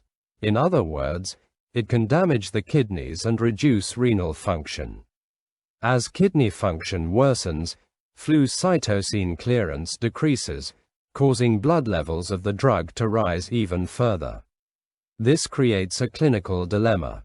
The combination can be highly effective, but it also increases the risk of Flucytosine toxicity if kidney function is not closely monitored. That is why dosage adjustment is not optional. It is essential. Patients with renal impairment require strict and frequent dose modifications based on their kidney function and, when available, serum drug concentrations. Regular monitoring helps prevent toxic accumulation while ensuring that effective antifungal levels are maintained. In summary, Flucytosine depends almost entirely on the kidneys for elimination. Reduced kidney function slows its clearance, increases the risk of toxicity, and makes careful dose adjustment absolutely critical, especially when the drug is used alongside Amphotericin B. To understand how Flucytosine performs in real patients, we need to look at its pharmacodynamics, or what the drug does to the fungus over time. Flucytosine exhibits what is known as time-dependent killing. This means its effectiveness depends more on maintaining drug concentrations above a critical level for an extended period than on achieving extremely high peak concentrations. In simple terms, the longer the fungus is exposed to adequate levels of the drug, the better the antifungal effect. When used alone, Flucytosine is generally considered a fungistatic agent. Rather than directly killing fungal cells, it mainly stops them from growing and reproducing. By interfering with DNA and RNA synthesis, the drug slows fungal multiplication and limits the spread of infection. However, there is an important limitation to Flucytosine monotherapy. Fungi can develop resistance to the drug surprisingly quickly when it is used by itself. Resistance often occurs through mutations that reduce drug uptake into the fungal cell or impair the enzymes needed to convert Flucytosine into its active metabolites. As resistant fungal populations emerge, treatment effectiveness can decline rapidly. Because of this risk, Flucytosine is rarely used as a single agent for serious invasive fungal infections. Instead, it is most commonly combined with Amphotericin B, creating one of the most effective antifungal partnerships in clinical medicine. This combination demonstrates remarkable synergy, meaning the two drugs work better together than either drug works alone. The reason lies in their complementary mechanisms of action. Amphotericin B targets the fungal cell membrane and creates tiny pores within it. These pores disrupt membrane integrity and increase permeability. As a result, Flucytosine gains easier access to the interior of the fungal cell. With more drug entering the cell, higher intracellular concentrations of active metabolites are produced. This leads to more profound inhibition of DNA synthesis, RNA function, and overall fungal survival. The combination transforms Flucytosine from a primarily fungistatic agent into a highly fungicidal regimen. In other words, instead of simply slowing fungal growth, the drug combination actively kills fungal cells. This synergistic effect is especially valuable in severe infections such as cryptococcal meningitis and other life-threatening systemic mycoses. In summary, Flucytosine alone slows fungal growth and carries a significant risk of resistance. But when paired with Amphotericin B, cellular uptake increases dramatically, antifungal activity intensifies, and the combination becomes powerfully fungicidal. Like all powerful medications, Flucytosine can produce important adverse effects. Understanding these side effects is essential because they often determine how the drug is monitored and dosed during treatment. The most significant toxicity associated with Flucytosine is bone marrow suppression. In fact, this is considered the drug's dose-limiting toxicity. A dose-limiting toxicity is the side effect that prevents clinicians from increasing the dose beyond a certain point, even when stronger antifungal activity might be desired. The bone marrow is responsible for producing blood cells. When Flucytosine suppresses bone marrow function, the production of these cells can decrease dramatically. One possible consequence is leukopenia, a reduction in white blood cells. White blood cells play a crucial role in fighting infections. When their numbers fall, patients become more vulnerable to bacterial, viral, and fungal infections. Another serious manifestation is thrombocytopenia, which refers to a decrease in platelets. Platelets are essential for blood clotting. Low platelet counts can increase the risk of bruising, bleeding, and prolonged clotting times. Flucytosine can also cause anemia by reducing the production of red blood cells. Since red blood cells carry oxygen throughout the body, anemia may lead to fatigue, weakness, shortness of breath, and reduced exercise tolerance. Because of these risks, regular blood count monitoring is a critical part of Flucytosine therapy. Another important adverse effect involves the liver. Some patients develop elevations in liver enzymes known as transaminases, specifically AST and ALT. These laboratory findings indicate irritation or stress within liver cells. Fortunately, in most cases, these elevations are reversible and improve once the dose is adjusted or the medication is discontinued. Even so, liver function tests are often monitored throughout treatment to detect problems early. Flucytosine can also affect the gastrointestinal tract. Common gastrointestinal side effects include nausea, vomiting, and diarrhea. These symptoms are usually less severe than bone marrow toxicity, but can still affect patient comfort and adherence to treatment. In some cases, persistent gastrointestinal symptoms may contribute to dehydration, poor nutrition, or difficulty maintaining therapy. The likelihood of adverse effects increases when Flucytosine accumulates in the body, especially in patients with impaired kidney function. That is why careful dose adjustment and therapeutic monitoring are so important. In summary, the major toxicities of Flucytosine include bone marrow suppression, reversible liver enzyme elevations, and gastrointestinal intolerance. With careful monitoring and appropriate dose adjustments, these risks can often be detected early and managed effectively during treatment. One of the most important aspects of Flucytosine therapy is therapeutic drug monitoring, often called TDM. Unlike many medications, Flucytosine cannot simply be prescribed and forgotten. The reason is its narrow therapeutic index. This means the gap between an effective dose and a toxic dose is relatively small. If drug levels are too low, the fungal infection may not respond adequately to treatment. If levels become too high, the risk of serious toxicity rises significantly.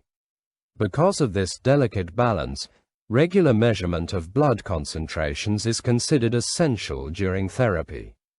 Clinicians monitor both peak and trough drug levels to ensure that treatment remains effective while minimizing adverse effects. The peak concentration reflects the highest level of Flucytosine in the bloodstream after a dose is administered. For Flucytosine, the target peak concentration is generally between 25 and 100 micrograms per milliliter. This level is typically measured about 2 hours after an oral dose, when blood concentrations are expected to be near their maximum. Maintaining peak levels within this range helps ensure adequate antifungal activity against the infection. Monitoring does not stop there. Trough concentrations are equally important. The trough level represents the lowest drug concentration in the bloodstream, usually measured just before the next scheduled dose. For Flucytosine, the target trough concentration should remain below 25 micrograms per milliliter. Keeping trough levels low allows normal tissues, particularly the bone marrow, time to recover between doses.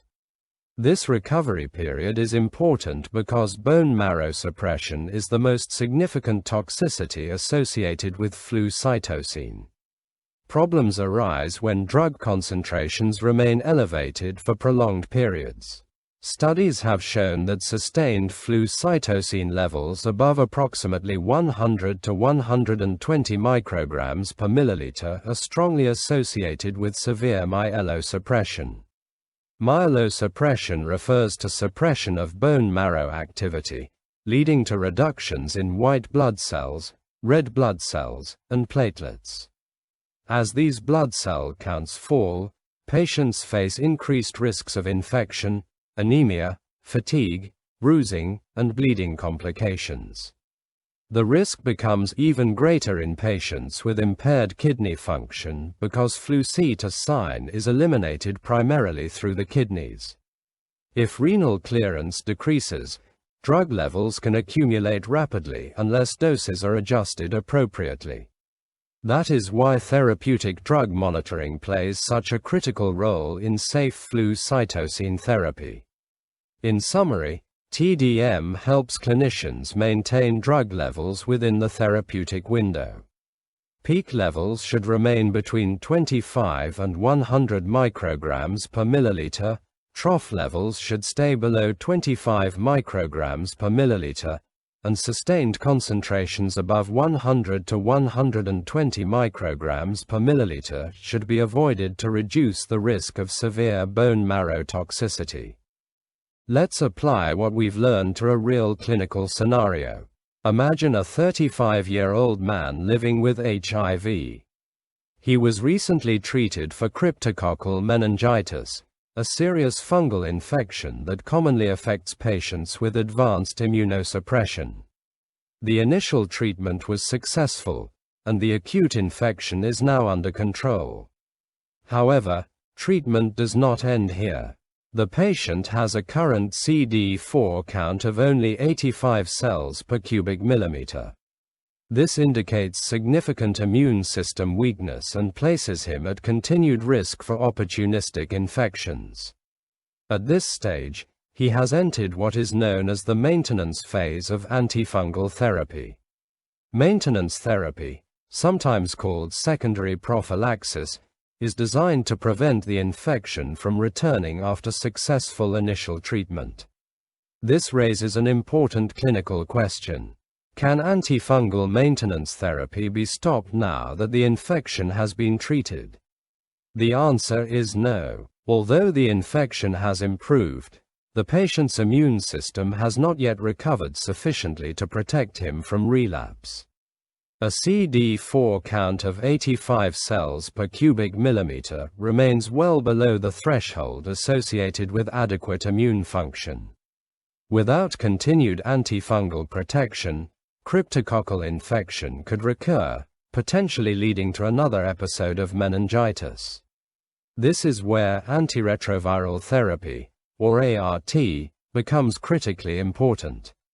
Antiretroviral therapy suppresses HIV replication and allows gradual restoration of immune function over time. As the immune system recovers, CD4 cell counts begin to rise. The goal is not simply to achieve a temporary increase in CD4 cells. Clinicians look for sustained immune recovery. Current recommendations generally require a CD4 count above 200 cells per cubic millimeter for at least 6 months before maintenance antifungal therapy can be safely discontinued. This sustained improvement demonstrates that immune reconstitution has occurred and that the body is better equipped to prevent recurrence of cryptococcal disease. Until that milestone is reached, maintenance therapy should continue. Stopping treatment too early could expose the patient to a significant risk of relapse. In this case, the patient's CD4 count remains far below 200 cells per cubic millimeter. Therefore, maintenance antifungal therapy must be continued while antiretroviral therapy works to rebuild immune function. The key lesson from this case is simple. For patients with HIV who have recovered from cryptococcal meningitis, the decision to stop maintenance therapy depends not only on treating the infection, but also on restoring immune competence. A CD4 count above 200 cells per cubic millimeter for at least 6 months is the signal that maintenance therapy can usually be discontinued safely. Let's look at another clinical case that highlights the importance of monitoring antifungal therapy closely. Imagine a 50-year-old woman being treated for cryptococcal meningitis.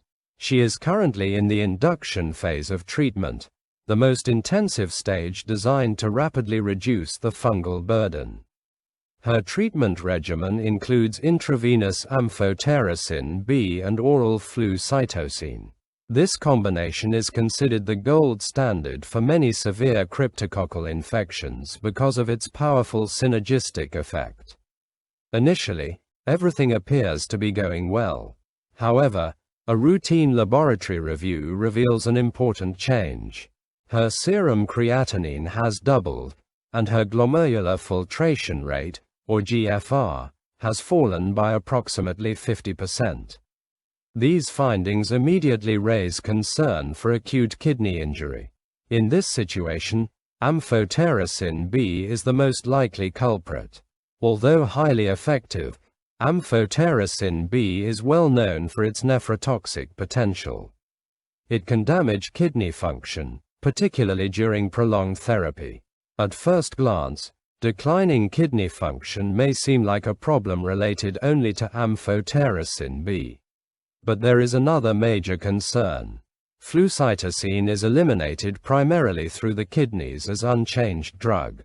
When kidney function deteriorates, the body can no longer clear flucytosine efficiently. As a result, drug concentrations begin to rise in the bloodstream. If this accumulation continues, flucytosine levels may exceed the therapeutic range and enter the toxic range. High concentrations are strongly associated with serious adverse effects, especially bone marrow suppression. This can lead to leukopenia, thrombocytopenia, and anemia, potentially complicating an already severe illness. The key clinical risk in this case is Amphotericin B-induced kidney injury leading to secondary flucytosine toxicity. Recognizing this relationship is critical because delays in intervention can allow toxic drug levels to accumulate rapidly. So what should be done next? The first step is to immediately reduce the flucytosine dose based on the patient's new level of kidney function. Waiting for symptoms to appear is not appropriate because toxicity may already be developing. At the same time, urgent therapeutic drug monitoring should be ordered. This includes obtaining stat flucytosine peak and trough levels. These measurements help determine the current drug exposure and guide further dose adjustments. The goal is to maintain effective antifungal activity while preventing dangerous drug accumulation. This case illustrates an important principle in clinical pharmacology. When renal function changes, drug dosing must change as well. For patients receiving Amphotericin B and flucytosine together, close monitoring of kidney function and drug levels is essential to ensure both safety and treatment success. Let's explore another real-world clinical scenario involving one of the most common adverse effects of Amphotericin B therapy. Imagine a 45-year-old man receiving his very first dose of Amphotericin B deoxychelate. The infusion begins without any immediate problems, and the patient is being monitored closely. About 30 minutes into the infusion, the situation changes dramatically. The patient suddenly develops a high fever of 103 degrees Fahrenheit. At the same time, he experiences intense shaking, chills, and violent rigors. The shaking is so severe that it becomes difficult for him to remain comfortable in bed. For someone unfamiliar with Amphotericin B, this reaction might seem alarming and could even be mistaken for worsening infection or sepsis. However, this presentation is actually a classic infusion-related reaction associated with Amphotericin B. Clinicians often refer to it informally as the shake and bake reaction because patients commonly develop both fever and severe shaking shortly after the infusion begins. So why does this happen? The reaction is not usually caused by an allergic response. Instead, it is primarily driven by the release of inflammatory cytokines from immune cells. These cytokines act as chemical messengers that trigger fever, chills, rigors, and a general flu-like feeling. The reaction is especially common during the first few doses of therapy and tends to be more pronounced with the conventional deoxychelate formulation. Once this cytokine-mediated infusion reaction is recognized, prompt management is important. The first step is to temporarily pause the Amphotericin B infusion. Stopping the infusion helps reduce further stimulation of the inflammatory response and gives the patient time to stabilize. Next, supportive medications are administered. Intravenous diphenhydramine is often given to help reduce symptoms and improve patient comfort. Acetaminophen is also administered to lower the fever and lessen the severity of the reaction. As the symptoms begin to improve, the patient's condition is reassessed. Once stable, the Amphotericin B infusion can usually be restarted. However, it should be restarted at a slower infusion rate. A slower rate often improves tolerability and reduces the likelihood of another severe reaction during the same treatment session.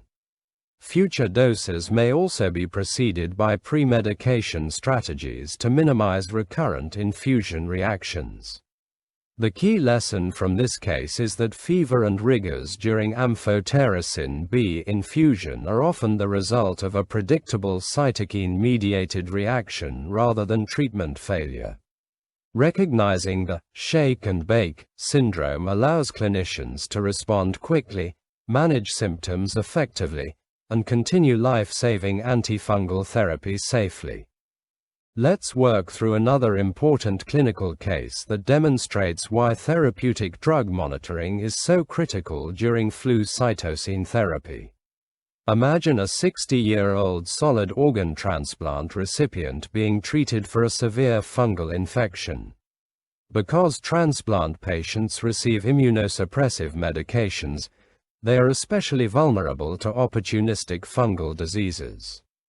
To maximize antifungal activity, the patient is receiving combination therapy with Amphotericin B and Flucytosine.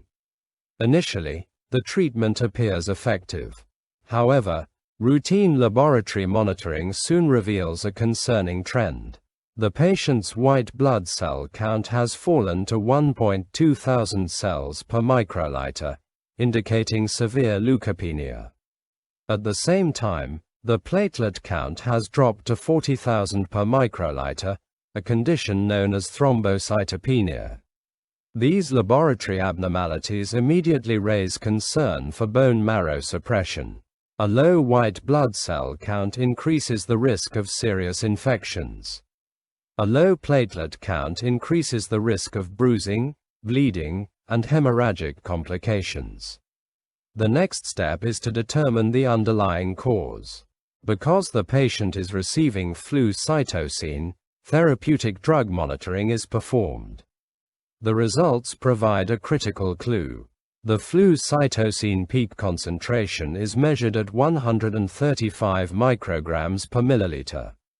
This value is significantly above the recommended therapeutic range. Remember, peak concentrations above approximately 100 to 120 micrograms per milliliter are strongly associated with toxic effects on the bone marrow. At this point, the diagnosis becomes clear. The patient is experiencing Flucytosine-induced bone marrow suppression caused by toxic drug accumulation. But why did the drug accumulate? The most likely explanation is impaired renal clearance. Flucytosine is eliminated primarily through the kidneys. If kidney function declines, the drug remains in the bloodstream longer and concentrations rise. This risk is particularly important in patients receiving Amphotericin B, which can cause kidney injury and further reduce Flucytosine clearance. Once the diagnosis is recognized, immediate action is required. The first intervention is to hold further Flucytosine doses. Continuing therapy at toxic concentrations would worsen bone marrow suppression and increase the risk of life-threatening complications. Drug levels should then be monitored closely until the concentration falls below 100 micrograms per milliliter and preferably returns to the therapeutic range. At the same time, renal function must be carefully evaluated. The treatment regimen should be adjusted based on the patient's current kidney function to prevent future accumulation. This may involve reducing the dose, extending the dosing interval, or both. The key lesson from this case is that elevated Flucytosine levels can directly translate into serious hematologic toxicity. Therapeutic drug monitoring allows clinicians to identify toxic accumulation early, protect the bone marrow, and safely continue antifungal therapy when possible. Let's bring everything together with a big picture view of cryptococcal disease and its treatment. Cryptococcal meningitis begins with an environmental fungus that is commonly found in nature. For most healthy people, exposure causes little or no problem. However, the situation changes dramatically when the immune system becomes weakened. Patients living with HIV, especially those with low CD4 counts, are at particularly high risk. Solid organ transplant recipients are also vulnerable because the medications that protect transplanted organs suppress normal immune defenses. In these immunocompromised hosts, the fungus can escape immune control, spread through the bloodstream, and eventually reach the central nervous system. Once the infection reaches the brain and meninges, treatment becomes far more challenging. One major obstacle is the blood-brain barrier, often called the BBB. This specialized barrier protects the brain from harmful substances circulating in the bloodstream. While this protection is essential for normal health, it also prevents many medications from reaching therapeutic concentrations within the central nervous system. As a result, successful treatment requires antifungal drugs with specific pharmacokinetic properties. Ideally, these medications must penetrate the blood-brain barrier efficiently and achieve meaningful concentrations within the cerebrospinal fluid. In general, a cerebrospinal fluid concentration greater than half of the plasma concentration, often expressed as a CSF to plasma ratio above 0.5, is considered highly desirable for treating central nervous system infections. Because cryptococcal meningitis is such a serious disease, treatment follows a carefully structured, multi-phasic approach. The first phase is induction therapy. This is the most aggressive stage of treatment. The goal is rapid fungal clearance and immediate control of the infection. Potent combination therapy is used to reduce the fungal burden as quickly as possible. Once the infection is stabilized, treatment moves into the consolidation phase. The purpose of consolidation therapy is to eliminate residual fungal cells that may remain after induction treatment. Although symptoms often improve during this stage, microscopic organisms can still persist. Continued therapy helps prevent regrowth and further disease progression. The final stage is maintenance therapy. This phase focuses on preventing relapse. Maintenance treatment continues until the patient's immune system has recovered sufficiently to provide long-term protection. For patients with HIV, this usually means waiting for successful antiretroviral therapy to restore immune function and sustain an adequate CD4 count. The key lesson is simple. Cryptococcal disease is not managed with a single course of medication. Successful treatment requires the right drugs, effective penetration into the central nervous system, careful monitoring, and a stepwise strategy of induction, consolidation, and maintenance until immune reconstitution is achieved. As we conclude, let's review the two most important drugs used in the treatment of cryptococcal meningitis and other serious fungal infections. These medications work through different mechanisms, but together they form one of the most effective antifungal combinations in clinical practice. Let's start with Amphotericin B. Amphotericin B belongs to a class of antifungal drugs known as pollens. It is often considered one of the most powerful antifungal agents available. Its mechanism of action targets the fungal cell membrane. The drug binds to ergosterol, a key component of fungal membranes, and creates microscopic pores within the membrane surface. These pores act like tiny leaks. Essential ions and cellular contents begin to escape, disrupting normal cell function. As membrane damage increases, the fungal cell loses its ability to survive. Because it directly kills fungal cells, Amphotericin B is classified as a fungicidal agent. Its antifungal potency is exceptional, making it a cornerstone of induction therapy for severe invasive fungal infections. However, Amphotericin B is not without limitations. Despite its effectiveness, penetration into the cerebrospinal fluid is relatively poor compared with some other antifungal agents. In addition, its most important dose-limiting toxicity is nephrotoxicity. Kidney injury remains one of the major challenges associated with Amphotericin B therapy and requires careful monitoring throughout treatment. Now let's turn to Flucytosine, also known as 5-FC.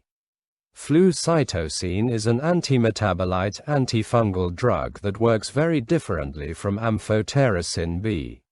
Once inside the fungal cell, it is converted into active metabolites that interfere with both DNA and RNA synthesis. By disrupting genetic replication and protein production, Flucytosine prevents fungal cells from growing and functioning normally. One of its greatest advantages is its outstanding penetration into the central nervous system. High concentrations reach the cerebrospinal fluid, making it particularly valuable for treating fungal meningitis. However, Flucytosine also has a major dose-limiting toxicity.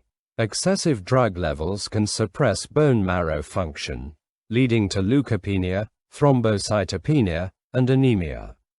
For this reason, therapeutic drug monitoring is often necessary to ensure safe and effective treatment. The true strength of these medications emerges when they are used together. Amphotericin B damages the fungal membrane and creates pores that allow increased entry of Flucytosine into the cell. This produces a powerful synergistic effect. The combination enhances fungal killing, improves treatment outcomes, and reduces the likelihood of resistance developing during therapy. Together, Amphotericin B and Flucytosine provide the rapid, aggressive antifungal activity needed during the induction phase of treatment, making them one of the most important drug partnerships in modern antifungal therapy. Let's test our understanding with a clinical multiple-choice question. Which patient is at the highest risk of developing cryptococcal meningitis? First, consider a 25-year-old patient with poorly controlled asthma who uses inhaled corticosteroids. While corticosteroids can have some immunosuppressive effects, inhaled forms generally produce much less systemic immune suppression than oral or intravenous steroids. Next, consider a 65-year-old patient with uncontrolled type 2 diabetes mellitus. Diabetes mellitus can impair immune function and increase susceptibility to certain infections. However, it is not one of the strongest risk factors for cryptococcal meningitis. Now consider a 30-year-old pregnant woman. Pregnancy causes important immune adaptations, but cryptococcal meningitis remains relatively uncommon in otherwise healthy pregnant patients. Finally, consider a 40-year-old patient living with HIV who has a CD4 count of 80 cells per cubic millimeter. This patient has severe immunosuppression. Remember that CD4 T lymphocytes play a critical role in controlling opportunistic fungal infections. When the CD4 count falls below 200 cells per cubic millimeter, the risk of opportunistic infections increases substantially. When the count drops below 100 cells per cubic millimeter, the risk becomes even greater. At a CD4 count of only 80 cells per cubic millimeter, the immune system has lost much of its ability to contain organisms such as Cryptococcus. Environmental fungal spores that would normally be controlled by the immune system can now establish infection, spread through the body, and potentially invade the central nervous system.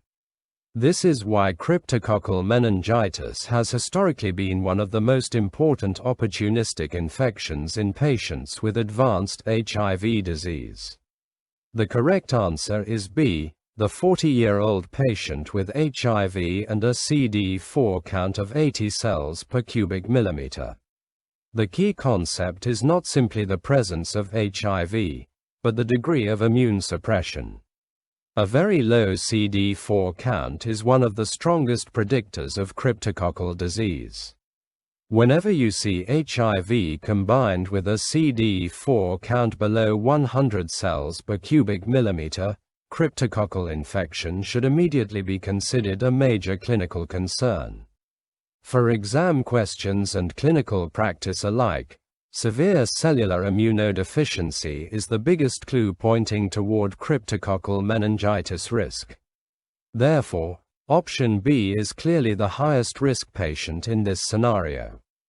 Let's test another important concept in the treatment of fungal meningitis.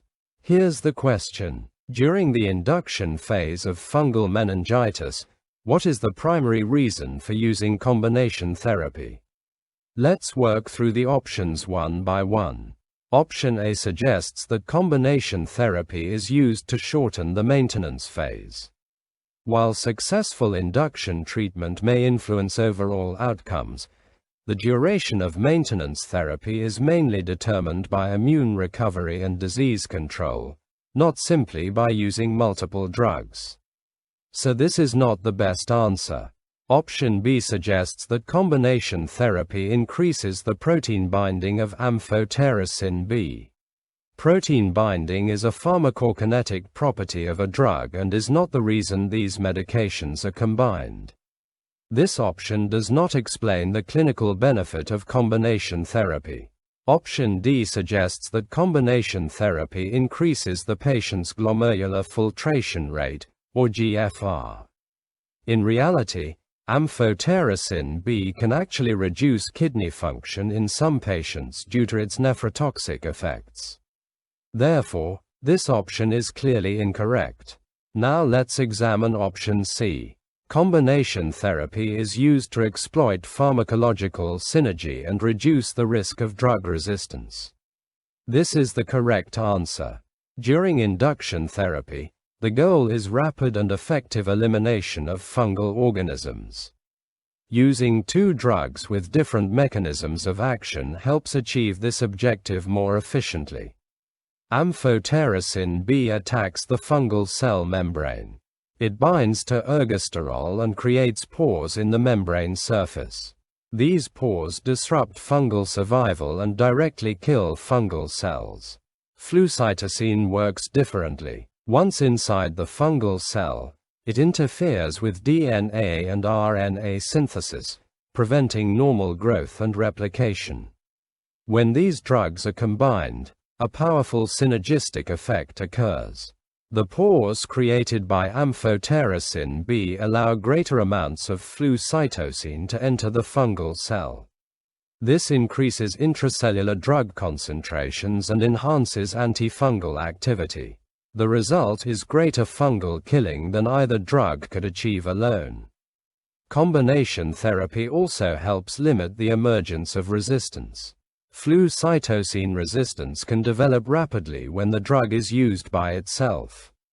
However, when paired with Amphotericin B, resistant fungal populations are much less likely to emerge.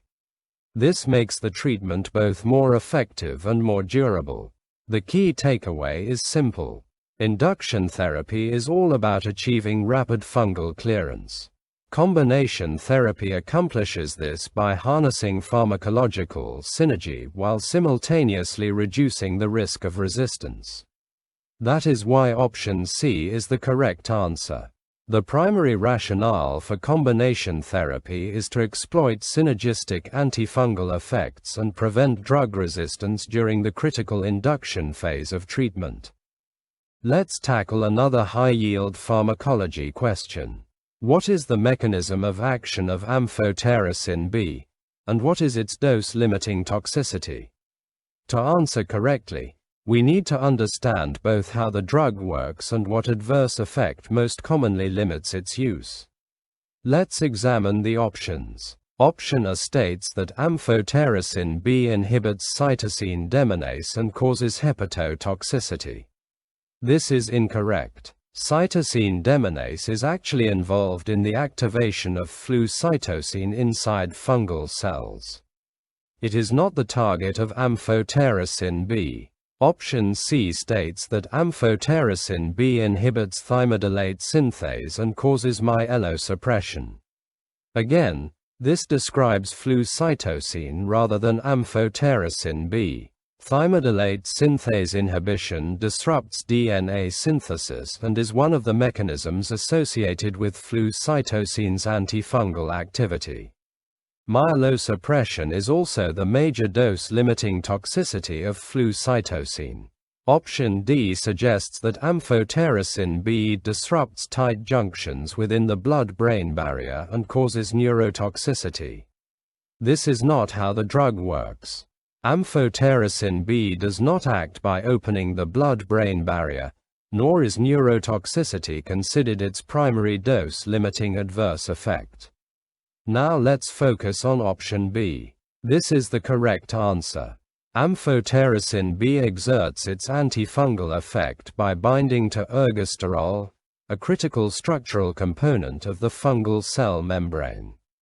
Ergosterol serves a role in fungi similar to the role cholesterol plays in human cell membranes.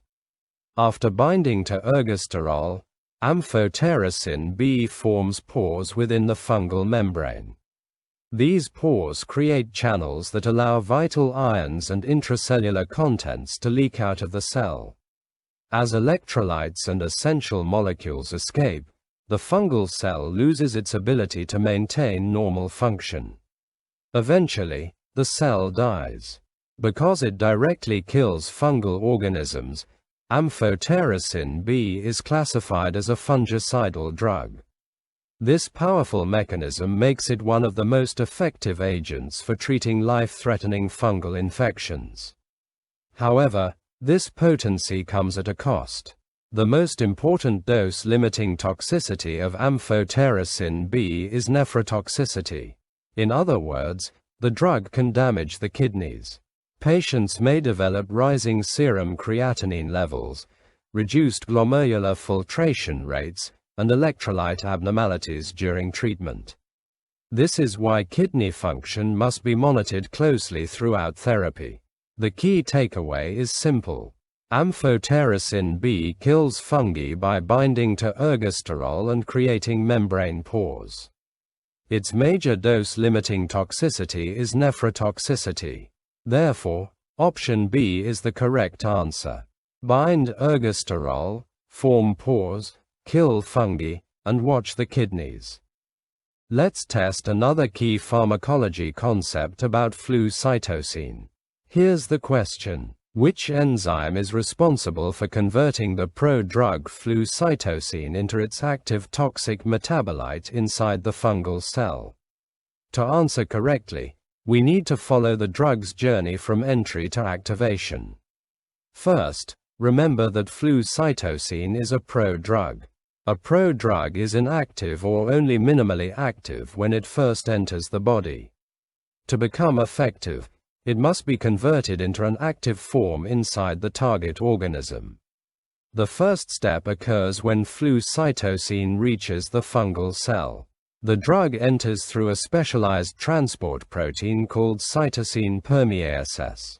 This protein acts like a doorway, allowing Flucytosine to cross the fungal cell membrane. At this point, many students are tempted to choose cytosine permease as the answer.